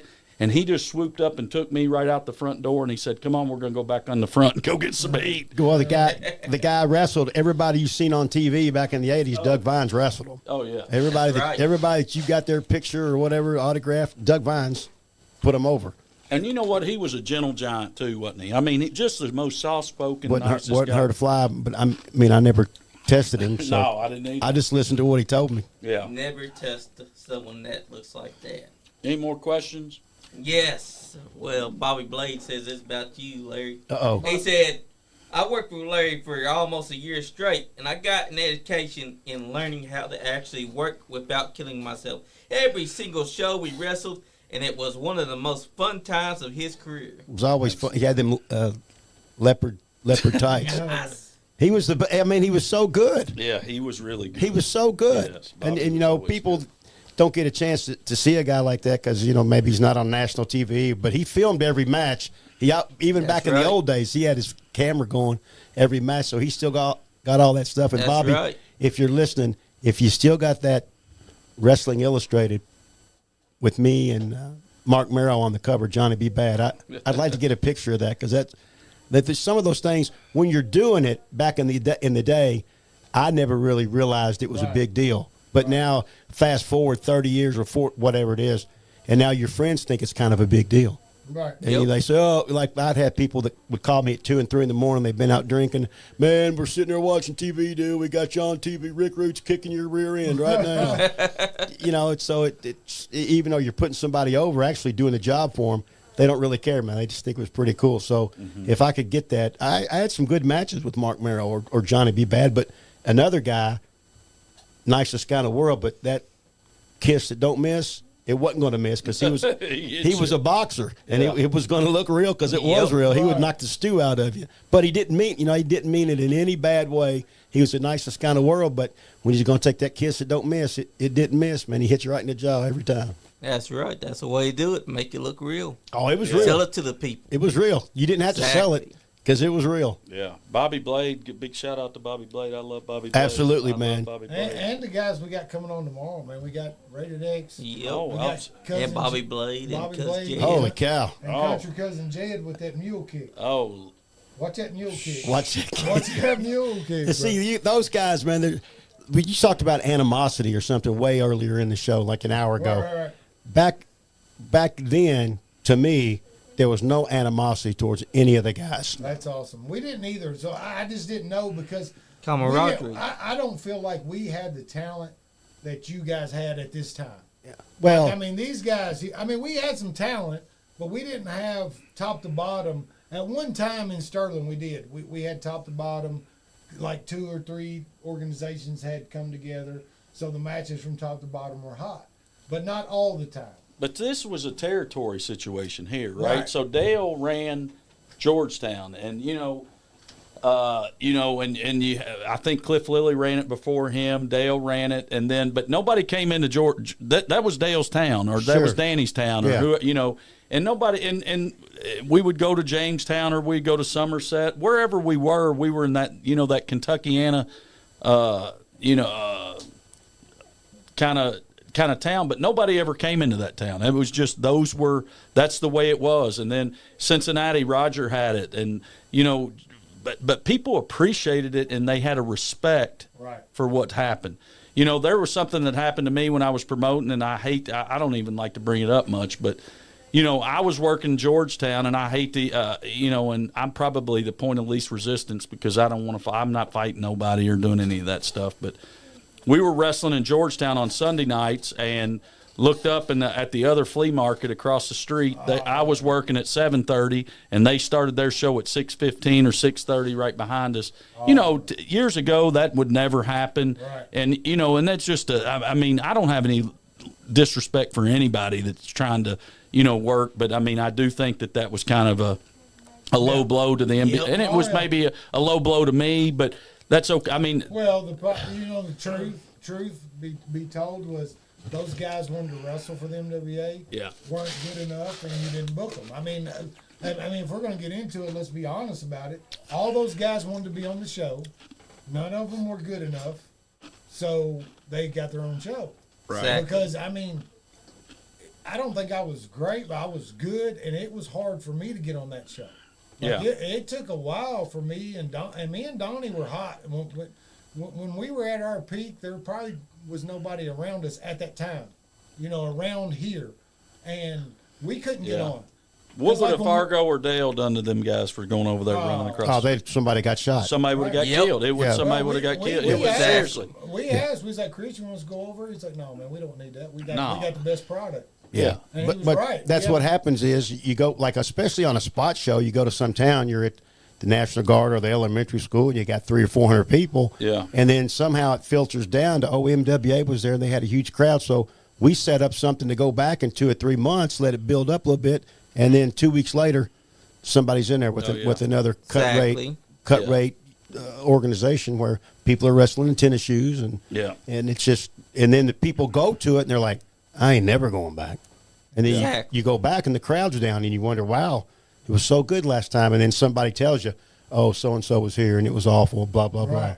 And they killed the town. I'm sure that still goes on. Yeah. Oh, I'm pretty sure it does because I've seen it. But as being the promoter, I we always had to, promote, wrestle, do whatever. But it was, you always had, like this building right here. We ran it 4 Sundays a month. It was $300 regardless whether you put somebody, whatever you did. It was $300. If you had 150 people, the rent was $300. So I remember I started to try to bring some people in to, that had TV value or whatever to kind of pop the crowd a little bit. So I had Sabu that came in.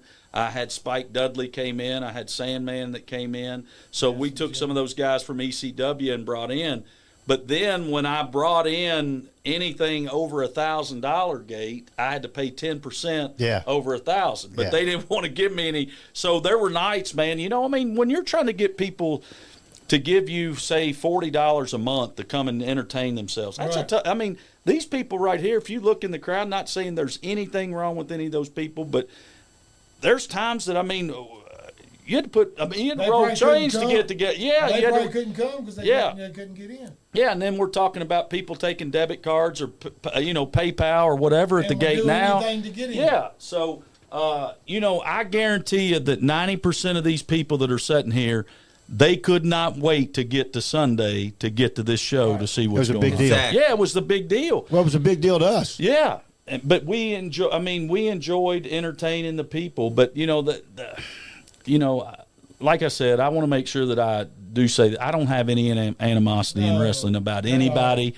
But I did think that was a kind. I mean, if hindsight, looking back, I do think that was kind of one of the lowest blows that I had given to me in professional wrestling when that happened. Because at that time we were a little down. Yeah, we were. We were trying to build the town back up. It was hard to get, and I think what the thing that I saw with the transformation of the MWA was for us was at that time, Chris. I could just tell you were kind of burned out. Oh yeah, you've been doing it. So he brought Roger in. Well, Roger brought that NWF. Yeah. And so the shows were leaning more towards NWF shows, which is not what sells in Georgetown. Yeah, I agree with that. So when we came, we were that old school, because we were trained by Fargo. So we were that old school MWA that, what was needed, and that was a good mix. Oh, yeah. Man, because we had great matches. My most favorite guy to work outside of like Donnie and the guys I work normally was Angel, man. Me and Angel, dude, we had the best matches. Golly, he was good. But man, he was so smooth. When I think that we did a lot of good things, and I want to give a shout out to this guy. When Herbie Brock, I don't know if you remember Herbie Brock, he did all the promotions and he did all the videos and stuff when we would bring a bit. Yes, when we were working Richmond and all that stuff, I mean, he would have all the videos together. Like if we were bringing in, I call him Justice, but when we were bringing in Abyss or whatever, he'd have those, we'd plug that and he had all that video quality. And he did so good. I mean, when we would work Richmond and he worked on it, I didn't do anything. But I would have $1,000 worth of sponsors before I walked in the door. Right. So he was doing, with those car dealerships. So if Herbie Brock's out there anywhere, big thumbs up to him.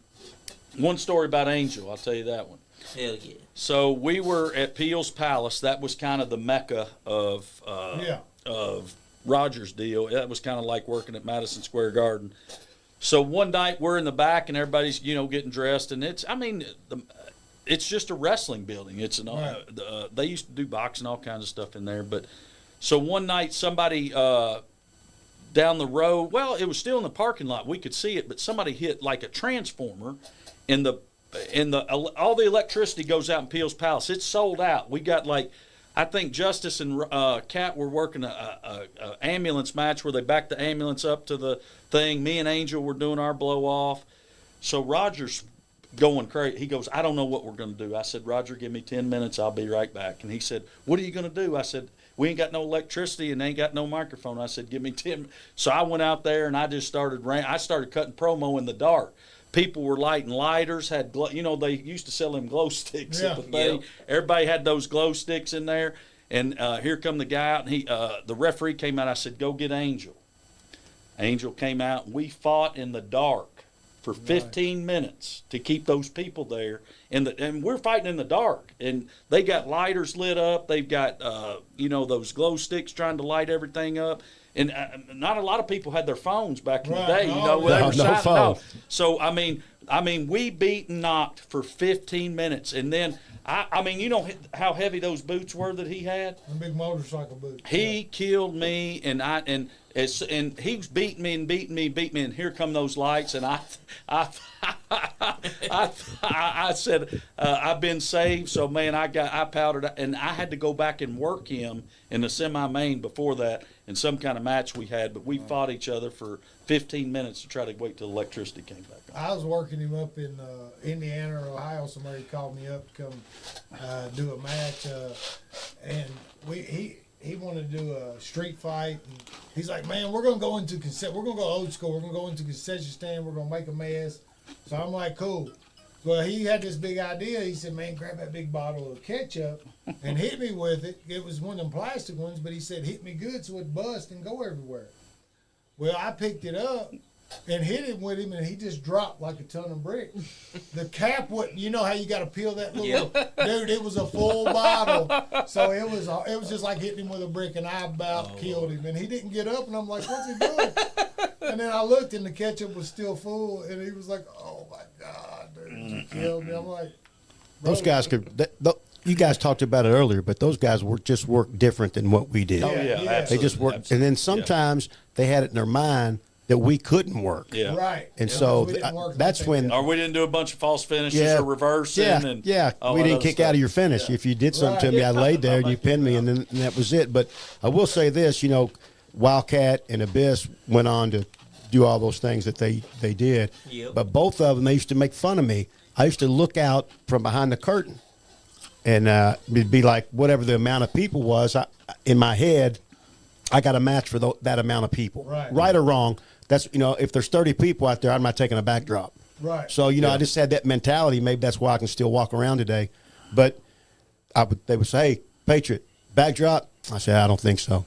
And then the crowd, you'd have 150, and I'd be like, "Hey man, what about us?" Yeah, double backdrop.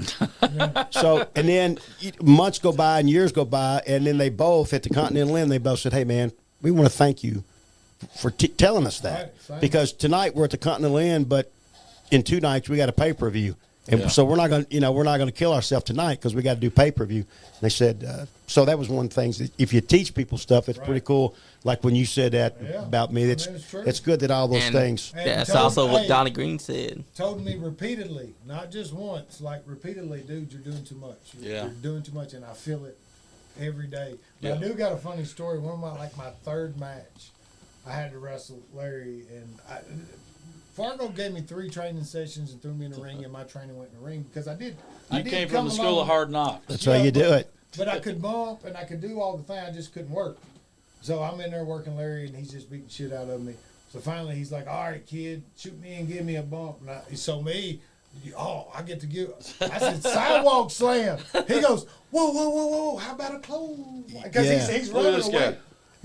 guy. Look, he's for real.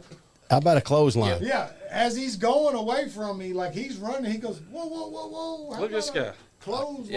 Yeah, he want that chair. Clothesline's good. Right. I know So- what to do on a So clothesline. yeah, he shut my Yeah. sidewalk slam Look at down this real place. quick. I think I took a sidewalk slam from. I think it's on YouTube from Oz, aka one of Kevin Nash's many gimmicks. Yeah. But this is a little sidewalk slam there. That's the only one I need to take. Y'all got any questions over here?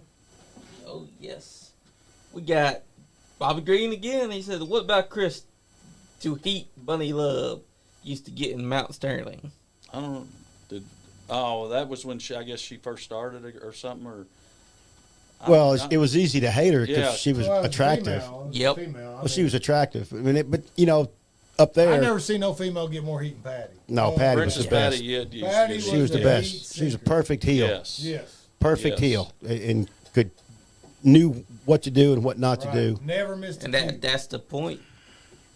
Yeah, She was Donna- easy to hate, was she? Oh my God. Donna Gunther said, But had a great heart. Yeah. "My family used to go every Sunday to Georgetown to watch professional wrestling." that's cool. Yeah, we love it. Old Gunner. We remember Old Gunner. That's cool. Look at that place. right. That's unbelievable. I mean, that's a historic building right there. Absolutely. Bunny Love, she wrestled it. She was on those cards at Continental Inn, wasn't she? I think so. I think she was. Yeah. I got one for you. Yes, sir. What would be your favorite moment from Mountain Wrestling Association? I think my favorite moment would be, I always like to see the young kids that, like, I'll tell you, I mean, I talk about it all the time. I mean, I remember just the angle that we did with Chucky Smooth in in Winchester, just, we had Jack Black beating him to death, and then we had I mean, that we had it almost where they thought he was dead. I mean, where he couldn't work, and then we were doing a battle royal that night to, put him over for the title. And I mean, it was a big deal. I think that just seeing guys, because I can see Chucky right now sitting in the first row working security for when I came to Mount Sterling. And then, I always loved Chucky. Everybody loves Chucky, but Sure. And then we got him in the ring, and he started working, and man, he looked the part. I mean, he was he had the fur coat, he had all the the great gimmick. The people loved him.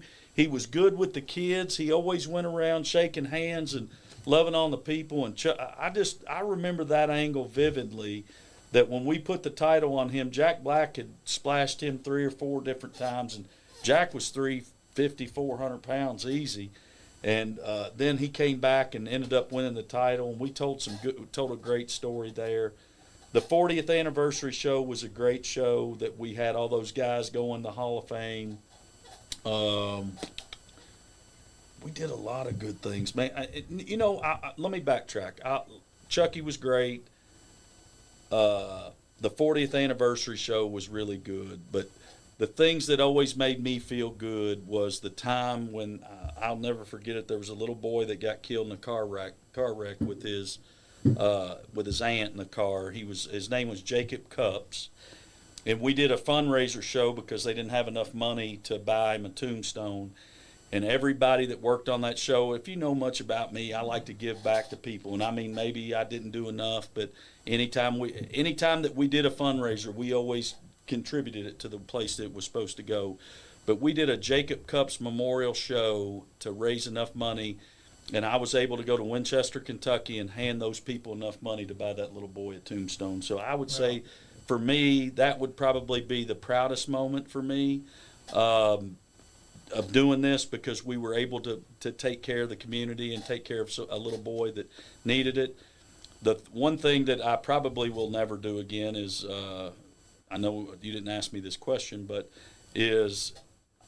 our biggest 2 nights used to be Christmas night and Thanksgiving night. Do you remember? Yep. I mean, Yeah, they're sure. sold out every night. Nothing else to do. Right. So we would sell out every Christmas night and every Christmas night, every Thanksgiving night. But I will never forget it. My oldest daughter, my first daughter, was born on December the 19th of 2004. And I remember leaving her and my wife at the house to go do a Christmas show, and I was tore completely up that I'm leaving my child that's newborn here. So I don't know if you know it or not, but we canceled all Christmas night shows after that. But that was probably the one thing that I hated doing. Was I loved doing it, but I always hated leaving our families on. Yep. Leaving your family, because there's so much, you hear so many stories, but I mean, we were trying to be big time professional wrestlers, and we did it at a high level. But I mean, there were things that I missed that I was like, golly, I miss putting my child to bed. And, I'm coming home from Hazard, Kentucky, and the referees hit me in the eye, and I had to go get stitched up, and it's 4 a.m, or you feel terrible, and then you got to get up and go to work, whatever it is. But, I know that a lot of guys on this circuit here with MWA, we paid our dues. You know what I mean? Right the price. We paid our dues. We did a lot of things, and I think that it took the whole group. From Mark Morris did a lot of good stuff with our company. The Patriot had been doing it for years, and he would ask, hey, man, you need me to help you tear down the ring? But it was that level of respect that we had for each other. Do you know what I mean? So it was like, I knew if I was working Larry, for instance, I knew it was a night off. I knew that he was going to take care of me. I never had to worry about him stiffing me. But I knew that the group of guys that we had, if I had a vision, whether it be that we're going to try to raise money for a group, that group was we're all in. We're in, and we were going to do it. And there was never a night that we said that, because I know there was promoters out there that said we're raising money for this certain organization or this certain group, that never brought it to that certain organization or certain group. I remember there was a group in Winchester that the dance team needed new uniforms. We donated 100% of the proceeds at Fannie Bush that night so they could buy That those are the types of things that I enjoyed doing. I enjoyed the camaraderie of it. I enjoyed the storytelling. I enjoyed writing the stuff to try to get people to come back, and I enjoyed the brotherhood of it. So that's where I'm Exactly. at. Same question to you, Patriot. What would you consider your favorite moment from MWA or any time in your professional wrestling career? Well, it's an MWA show, so I like to keep it about Yeah. MWA. But I mean, that's just week after week, year after year. It's just not one thing that would really stick out. We had funny gimmicks about what we're doing. Like I think Blueberry brought a scale out, and he was wanted to be the light heavyweight champion, and Yeah. he beat me up for 6 weeks, and he was the light heavyweight champion. He And weighed 350. yeah, I could never beat him. Yeah. And then obviously he goes on to become all these famous people and all these other companies on national TV. So that was always a funny gimmick when he bring that scale out, and they would weigh him in at 185 or Yeah. 205 or something silly. And then I'm fighting back one time when I win the thing, and he misses something, and he pops up, and I hit him, and he goes right down like a ton of bricks. I go, what are you doing? I'm bumping for you, dude. I'm like, dude, you weigh 350. Yeah. I'm 205 on a work. And he just, but just stuff like that. And that could, all those matches with Bobby Blade, man, just so easy, but just people just buying into it. And honestly, I don't want to tap anybody on the shoulder to tell you how great we were, but we must have been pretty good. They kept coming back year after year. That's right. So I think that those people did a really good job, and I think Chris talked about it. I don't get to see hardly any of them. I mean, I'm kind of friends with some of them on Facebook, and I see what they're doing. And some of the guys that I used to put over a lot have went on to own their own companies or be the commissioner of their own companies, and I think they forget about the people that put them over. And Yep. and I think the only time they won a match was when I went to town and put them over. But it's all good, man. I'm like Chris. I don't have any ill will towards anybody. We got a question from Chucky Smooth. He said he wants to know what's your favorite ice train story. Oh my God. Man, I know mine. Ooh. I you know what? God love his heart. I don't have any. Oh my God. I don't. I'm Let me help. Let me help. I'm 'cause I gonna was plead the fifth. Yeah. I'm Hold gonna on. plead the fifth. I'll tell the damn story. So Chris was struggling. When I say this man was struggling, he was struggling. He was going out of his pocket because the fans just weren't there. Times was hard. We wanted to keep MWA alive. We were all taking cuts. Yeah. Chris was paying it out of his pocket. We was even saying, hey, man, we don't need anything. No, man, I'm at least giving you gas money to get here, blah, blah, blah. And he was literally paying it out of his pocket. Train was out there. He was way out there at that time. Way. And he got his payoff, which he wasn't even, first of all, he wasn't invited to the show. He showed up and Chris used him. So then Chris pays him. He looks at his payoff. And as he's and Chris is, I mean, like I said, you can see the stress in his face. Like he was not having fun at this time in his career. Chris was stressed out every week because, we didn't care that the money wasn't there, but he didn't feel right as a guy. So he gets his payoff and he's walking through. Look, I'll never forget it. What's this? Chris he's not paying attention to us. He's down writing and on his desk, and Train's walking through the thing, and he goes, well, this is a goddamn Fargo payoff, and walks out walks out that door, and Chris, I chased him, didn't I? dude, his head snapped around. Wow. He Really? He looked me in the eye, and he goes, what the fuck did he say?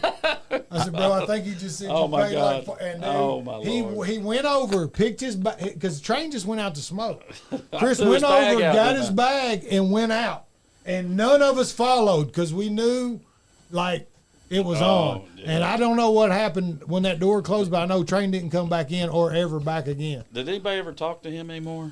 No, man, he's He's still out there. Yeah, he's out there, man. That's unfortunate, man. A lot of people are like that, and everybody that I worked on TV is almost dead. Yeah. From find them in a hotel room or a needle The stuck in their lifestyle arm. was rough, So, man. And I, honestly, it's probably a blessing that I didn't make that jump. I did get offered one time. Bert Apprentice Yeah. offered me to Yeah. live in the hotel, do the job. I bet. No, he offered Casey. He offered Casey the easy ride.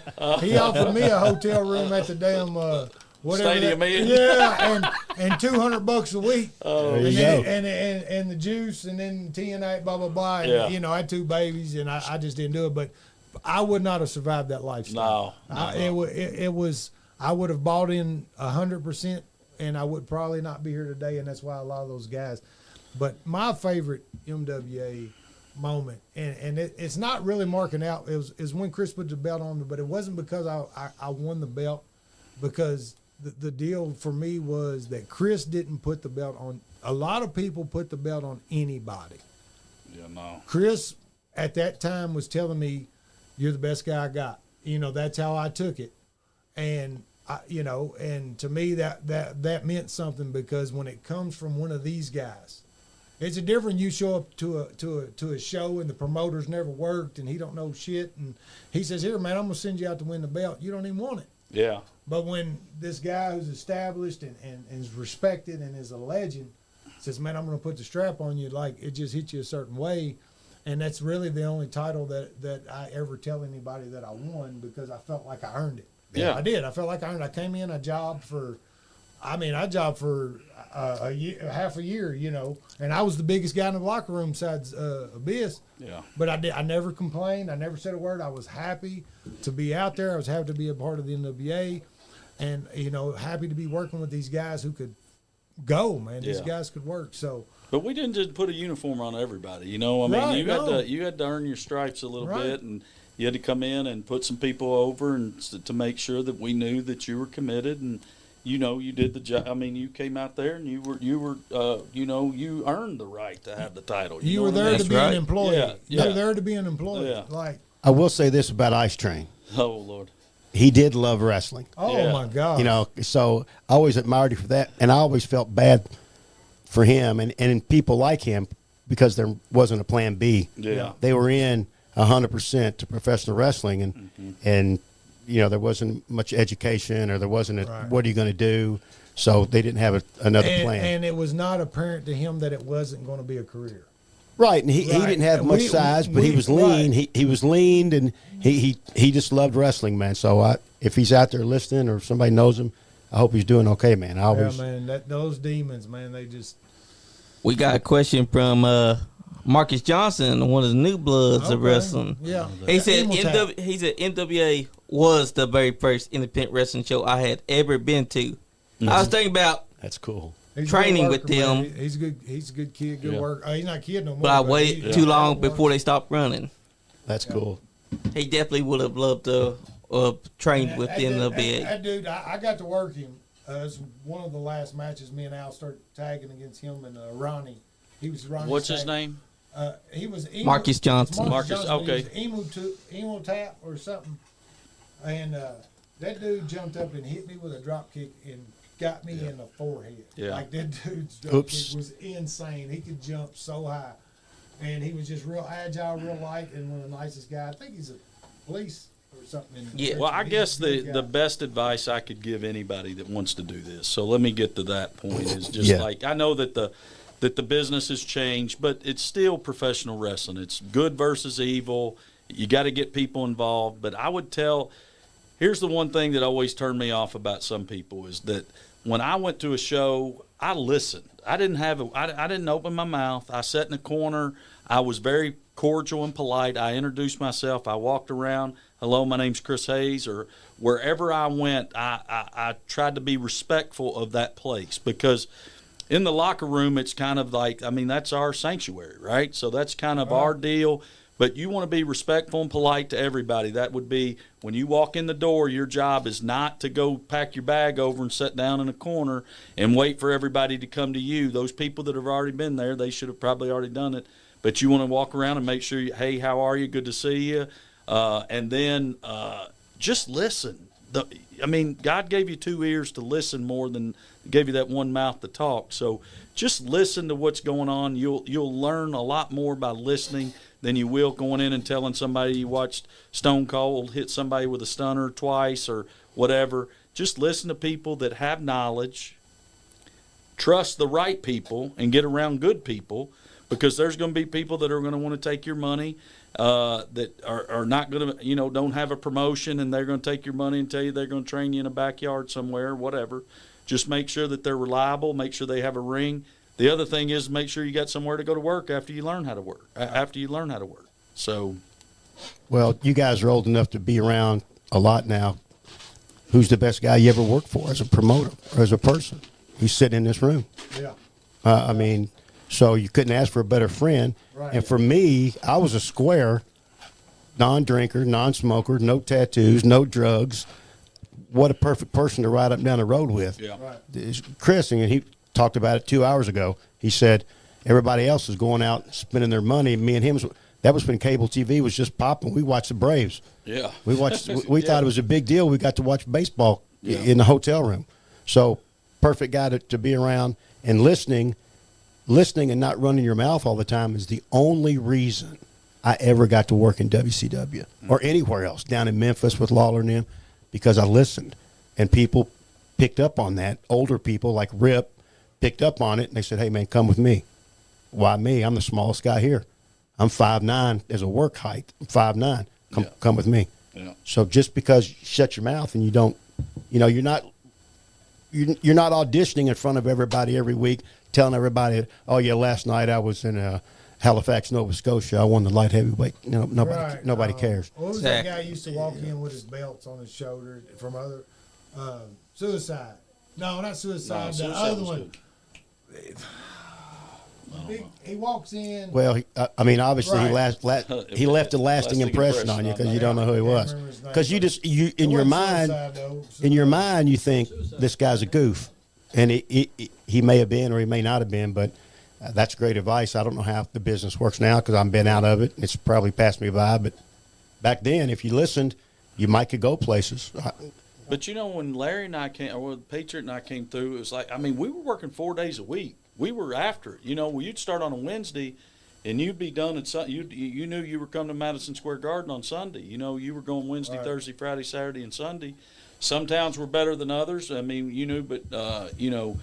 you'd get to Georgetown, and you knew you were going to have a hot crowd, and he worked MWA. He tried to do like manslaughter. You don't remember manslaughter? he No. never worked for me. Oh, No, well, couldn't tell you about him. he said he worked everywhere, but he walks into a show and nobody knew who he was, but he comes in carrying 2 belts that he bought Yeah. offline. He must have been the Just champion. He was the champ. Somewhere In his just mind. not where we would. The best way, I want to say this too, is another shout out to Bobby Blade. I'm marking out to. He had a shirt that said, "No, I am not on steroids." Yeah.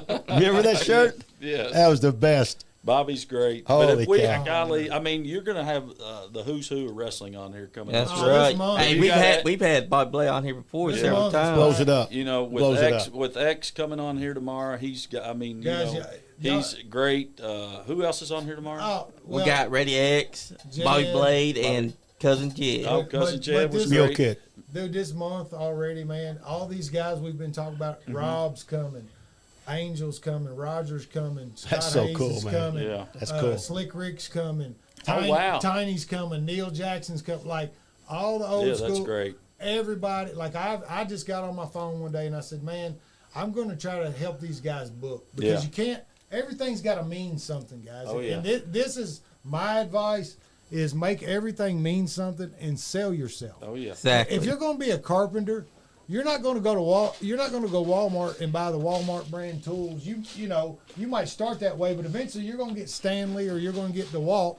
If you're going to be a serious carpenter, same thing with wrestling. If you're going to be serious, go out, buy you some gear, save some money, buy you some boots, look like a wrestler. Oh, yeah. Like Still- that's the thing. Invest in yourself if you plan to make money. Oh, yeah. If you just want to do it on the weekends and have fun, then do what you do. But if you want to be a wrestler and be considered a wrestler, you have to sell yourself. You Yeah. have Shout out to invest. Showtime Dan Childers texted me this Showtime. Oh, morning. yeah, he's a good one, too. We've had him on here. I love Dan Childers. He's a great guy. Great guy. Showtime Dan. Man, I So love many Showtime. guys. Primetime Brian Fletcher. Yeah. We're going to have him on here eventually with the Oh, Breakfast yeah. Club. Oh, he does. Showtime Dan's a great guy. Great guy.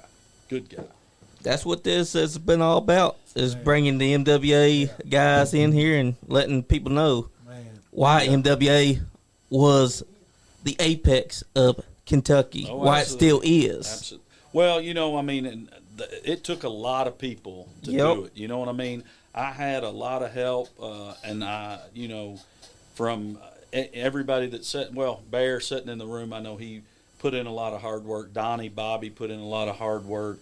Rated X put in a lot of hard work. I mean, there was a lot of people that made those 3 letters mean something. You know what I mean? So if you knew that MWA had a show coming to town, you knew that you were going to get some of the best independent wrestling that there was. You know, and before I leave tonight, I don't even know how much longer do we got. We're getting to closing time right now. Just the one thing I want to do is I want to thank everybody that ever worked with me or worked in the ring with me or worked for the MWA. I think that, you know, we kind of quit abruptly or whatever, but, you know, it was just, I think it took a group effort, and I think we put it together a bunch of guys that, you know, I think if you ask every person that comes on this show, they're going to say Saturday morning wrestling on, you know, Lawler and Dundee and all that stuff, and they got a lot in common. But it did take a lot of people to put this show on. It wasn't just we had a ring, and that was great. I had to pay $300 to have a license, but it took a lot of guys to put a lot of time in. You know, they left their families a lot to come out and do the things that they enjoyed to do. And I just want to, you know, openly thank anybody that ever worked under those 3 letters for me, and anybody that I even had an opportunity to work with. And the last thing is I probably met my best friend in life that I didn't even know, Big Bad Chad. He was in Nicholasville, Kentucky, greatest guy in the world, got a great family. And I've developed probably the best friendship with him that I've ever had with anybody, just by, you know, him just wanting to be in wrestling. We were doing a thing with Jack Black about slamming him because he weighed 500 pounds, and we were in Nicholasville, and he came up to me. And Chad used to be 500 pounds back in the day, and he goes, "Chris, I know I can slam him. Let me get in there."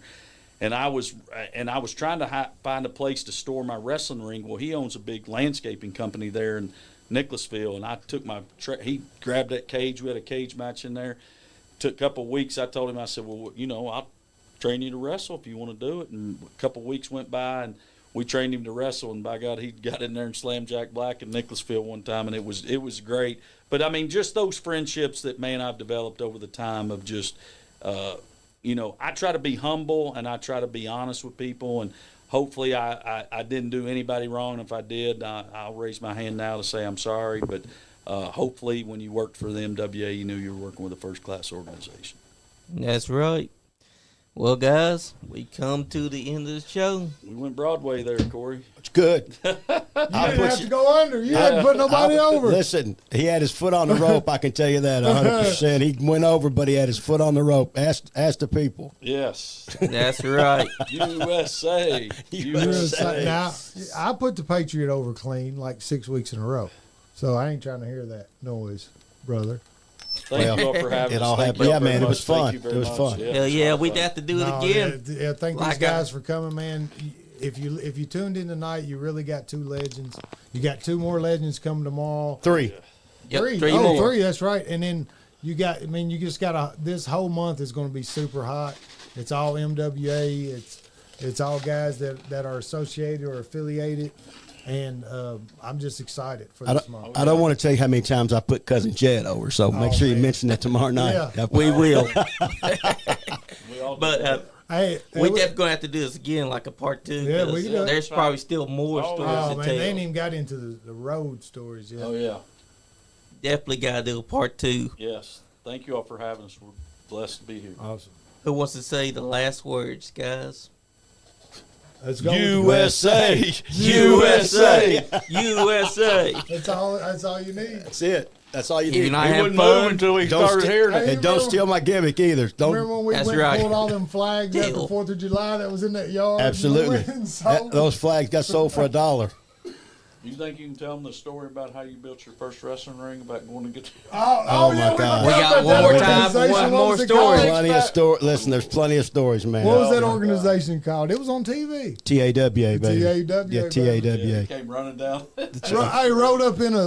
That's right, Crush Your Bones forever. I understand people wanting to be a professional wrestler really bad. I don't advise it, but I understand it 100%. Bad Yep. thing is, I used to watch it, and it was the same Oh, it was on episode every Channel time. 6, baby. It was, Hey, Crush Your Bones' son said he's got plenty of you on his channel Oh, Lord. on YouTube. Thank you. Crushing bones. there you go. Can you get some residuals of that? A little check every month or something for that? What did they say?